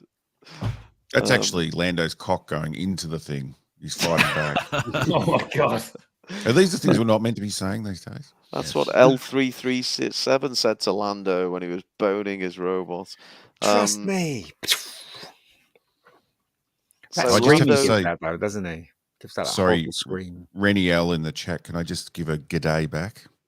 Of course you can. You know she's married, don't you? What's that? You know she's married, don't you? Oh, well, fuck, I take it back then. Jesus Christ. I've been wasting my time here. She actually she likes Aussies. A man's an Aussie, so you may be on reserve. Her husband's an Aussie. No, I did hear that the other one of the other shows. So g'day. Now we have to go to Zee-ThreePIO here because I mean this is just this horrendous. What's going on? Little bastard's taking my eye out. How are you just lying prone on the floor, waving your arms about? Why didn't you stop him, Z? What's going on? Well, I thought I was going to get a skull. God, looks like you did. Wouldn't be the first time. Oh, the debauchery going on. Oh my God! But R2 comes to the rescue. Electrocute him, R2. Electrocute him. And then Luke kicking ass. I don't like. I'm so uncomfortable watching Luke do heroic things. It really sends a cold chill down my spine. But he gets right, okay, folks. We're going to be on this slide for about 15 minutes. So if you want to take a toilet break, you want to get a drink, get some popcorn. Yes, a toilet break. He got his hands zapped by a gun, didn't he? So that's how we know that he's got like a like a robot hand. Wow. What a fabulous gun. I'm just admiring it. It's a fine bit of machinery. Wow. Okay. Look at that craftsmanship. Yes. Just look at it. Toxic males. Brown's back on, folks. It's double-barreled too. Brown, can I just suggest your rhythm's rather slow? If you ramped it up a little bit, having a slow one. He's enjoying himself. Leia, Okay. pointing at the dick. Now, is this Luke's fake hand that gets shot? Yes. Yes. Yeah. It's his lightsaber hand. Oh, But this is God, so you wonderful in the bastard. story. This, and then later on when he's flying off, he puts the glove on over the hand. Yeah. Just all those reminders about his hand all leading up to the final fight with Vader. When he cuts the hand off, like just those little reminders, you know. So like, you know, you even see the younger kids just understanding the importance of the hand and the link, and yeah, it's great. Z, I mean, you got so many great moments here, Z. It's such a joy to see so much of you in this movie. But did anyone else think C-3PO was falling into the Sarlacc pit when this scene? Because we just see him fall off the edge, don't we? Yeah, I did wonder. Yeah, I was concerned. But the barge he falls on the other side. He's on the other side of the barge. Yeah, isn't on I the know. That would mean R2 must really hate him if you just have had enough of him throwing straight in the Sarlacc pit. But the barge is spectating the hole. It isn't over the hole. That's right. It's a skiff, isn't it? It's a skiff that's over. And he kicks the thing and he blows up there. Yep. This whole sequence, right from when the lightsaber lands in Luke's hand to right up to the point when the barge explodes, is just the definition of swashbuckling to me. That was my introduction to swashbuckling as a kid. I just thought people swinging around, you know, peril, action going on everywhere, people getting thrown off things, and just chaos, and so much excitement, and they did it so perfectly in this film. And another fabulous shot. I mean, there's a bit to talk about here. If we could just leave it. Let's just look at Luke's expression right here. Yeah. Just a little lower, Luke. You want that left hand a little bit lower. You do that, Luke. But this is a throwback to the first movie, obviously, isn't it? Yes, yes, it is. It is indeed. Sorry, Mega Geek. We're all just lost for words at this moment. Don't tell me Luke's brain doesn't go back to this moment when he finds out she's the sister. But he kind of transported back to this and like, fuck. He senses it though, doesn't he? He senses it. That's why he's kind of a bit distant. So he sensed something there, that's for sure. Yeah. So it explodes. The droids are airlifted out. Yeah. And our heroes. I mean, that's a great shot, isn't it? Brown. If Brown was here, he would say, "Whoa, look at that!" Because it's look at that. There he is, folks. Right on cue. In my headcanon, the Sarlacc get blown up and killed here because I hate the idea of them being thousands of years still tortured. I'm like, how does that work? Does it keep you alive at the same time as killing you? One of the books, cool, 1,000 years, but one of the books, not the making of, but one of those kind of not behind the scenes. Would someone help me out here? What do you call one of those books? Gives you extra information on what's going on.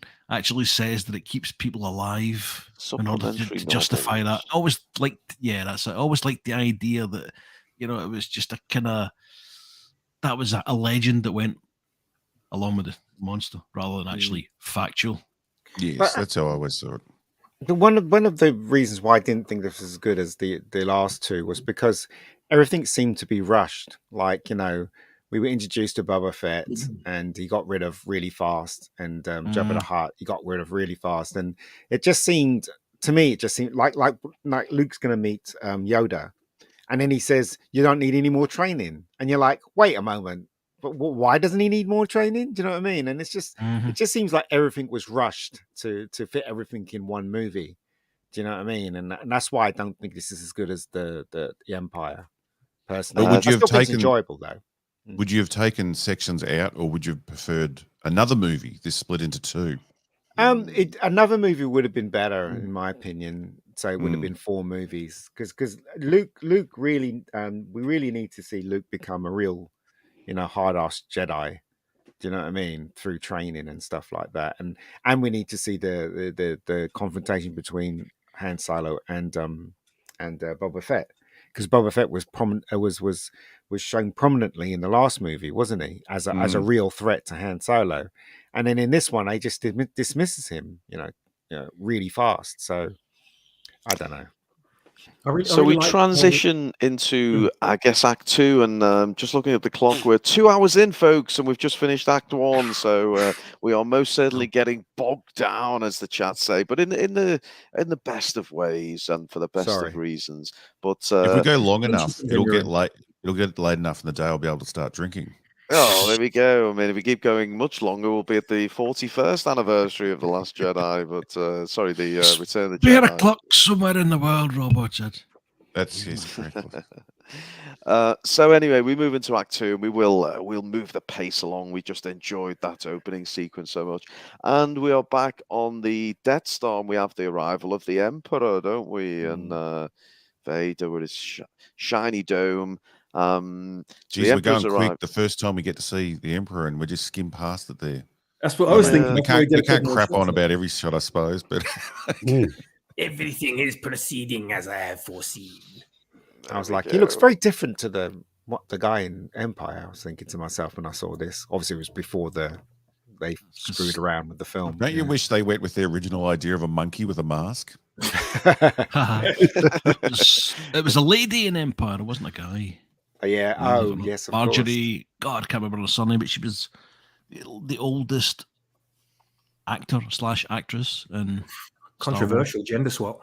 Looks like they punch. It's like she had a punch in the eye, didn't she? Had a funny eye in the original. Yeah, it was like mine by Peter Cushing in Top Secret. Yeah.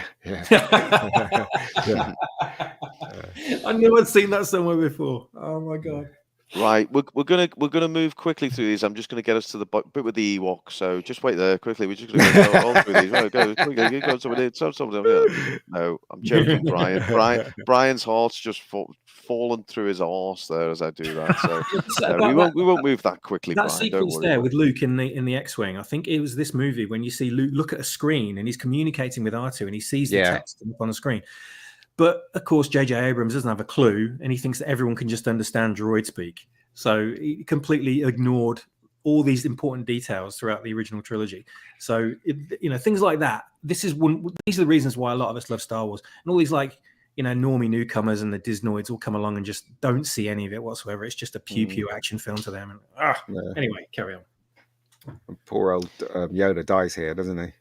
Yes, we're back on Dagobah, and Luke returning to Yoda. Was he returning to complete his training? Yes, he was. Yeah, but sadly, Yoda haven't had. Let's face it, he's had a good 500 years, has he? Yeah, he's had a good uncomfortable bed. That bed looks really uncomfortable. There you go. Yeah. I did love when he faded away. The production team went to the trouble of having a little worn spot where his head would rest. Yeah. Just little things like that. I just love. Yeah. I was so sad at this moment. Oh my god. Yeah, I mean, look, there's is that it? Is that the Yoda death scene there? Yeah, that's it. Yeah. But you see, when he fades away, I noticed when I rewatched it, when he fades away, like everything of his vanishes, his clothes, everything. Yeah. And the bed sheet just like falls flat. And I thought, wow, not even his tunic or anything was left behind. So And Mark Hamill does such a great job. Like most of this film, he's talking to a puppet or a mask. Yeah. Like he's hardly ever interacts with another face. And God, he's good in this scene. Yeah. The emotion was definitely there, wasn't it? Definitely. Well, look, folks, Brown has pulled rank here, and he said, because we're running 2 hours plus already, he thinks we should hit the pause button, and we'll resume this next week, and we'll give it its full time's worth for the second half of the Return of the Jedi. So sorry to leave you all on a cliff edge, but yeah, it would be worth it just to. Otherwise, we'll be going to goddamn 4 a.m. at this point, and yes, you should have finished on more of an up point. I know. Dying. Subverting expectations, folks. That's what I'm here for. There's a swamp just outside that hut for us all to get bogged down in. Hey. Very good, very good. So yes, we will pick right back up. We'll leave it at the death of Yoda. By the guy who dies in my own film. There's just so much death, but we will pick it up again next week, and we'll do the rest of Act 2 and of course Act 3, Return of the Jedi. The chat are so upset, Brownie. Look what you've done to them. It's terrible. But yeah, before we go, I mean, let's just get some closing thoughts from everyone on this first act of Return of the Jedi, and now that we've gone through it in detail. So, Brian, your thoughts on Return of the Jedi? Great swashbuckling fun. Some of the stakes are put down already. Again, it's still, I can still feel the small child in me in pain when I see some of the bits that are in it. Just a bit slightly grotesque, but the adult me appreciates it more. Probably more now after having seen it again in the movie theater than I ever have done. So looking forward to next week anyway. If everyone else is happy to join us, we'll rock it all next week. Z, we had some great moments for you in this first part, and of course your biggest moments is yet to come, isn't it? When we get to Endor, I bet you're looking forward to that. Oh, you're going to leave me on tenterhooks for an entire week, sir. Oh, you wait till I come back and unload. He's hoisted into the air like the god he is on Endor. It's going to be fabulous. Mega Geek, so first act under our belt. We're edging into the Act 2, and we'll pick it up next week. But what do you make of Act 1, Return of the Jedi? Do you enjoy regaling on it? Yeah, I mean, as I said, it reminds me of my youth. And yeah, I mean, it's a good, you know, I might have complained a few times about this, that, and the other, but still, the positive outweigh the negative in this film, and it's still a good film. It's part of the trilogy, so you know, I really enjoyed this film as far as as far as I can remember, put it that way. And Swappers, I know you had lots of moments where you told us how excited you were, but still hold up for you, Swappers? Still love it after all these years? I'll tell you what, it doesn't matter how many times I see it, I never lose my affinity for this film. Watching it a few weeks ago in its entirety, you know, as the years go on, you kind of do. It does show its cracks a little bit. You know, there's things that you think that's not as glossy as I remember it. That's not as smooth and as professional maybe as it could have been. But you don't see this as a kid and as a fan. You just appreciate the amazing storytelling and design and everything that's on the screen. And I just remind myself of that every single time I go back, and you think maybe this is a little bit cheesy, maybe this doesn't quite work against today's standards. But none of that matters really when it comes down to the fact that this is modern myth making, and it's timeless. It's absolutely timeless. It doesn't matter in like 50, 100 years time, whatever special effects they'll have, whatever medium they'll have, this film will still look amazing, no matter what. And even though it's only like the first act of the film, it's still incredible, and I still love watching it. And I now want to go back and watch it again. You know, it's just got me hyped again. Beautiful. And last but not least, Robot's Head, our special guest. What do you think? Return of the Jedi, having gone through it in fine detail, that opening act, did you still have love for it after all these years? Well, first I'm shocked that there was no image of the fat dancer. So right. I got out of bed just for that. But I actually probably went the other way watching it in the theater as well, that I didn't think the cracks were as bad as I remembered. I probably went, like that dance scene in Jabba's Palace needs to be removed that was added in.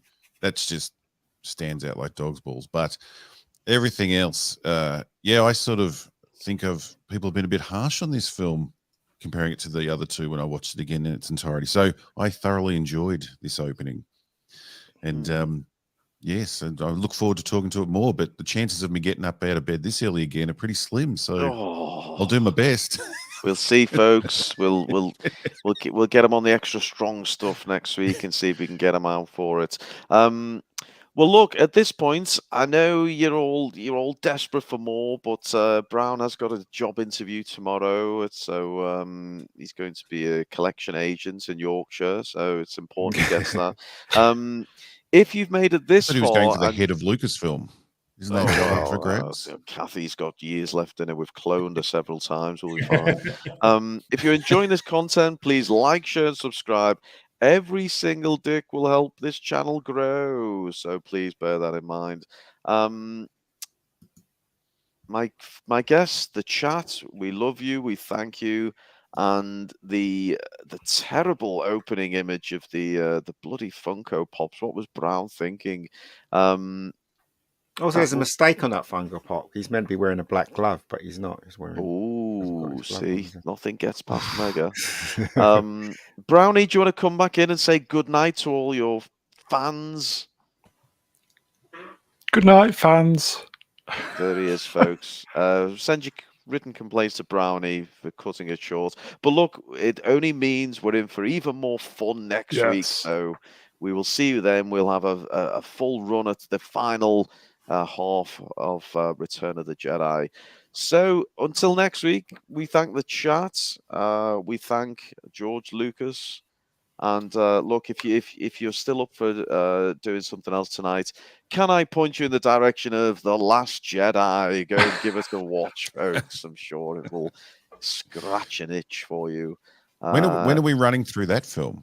Oh God, we've done it. That's got to be done it already. Unless you want to do it again.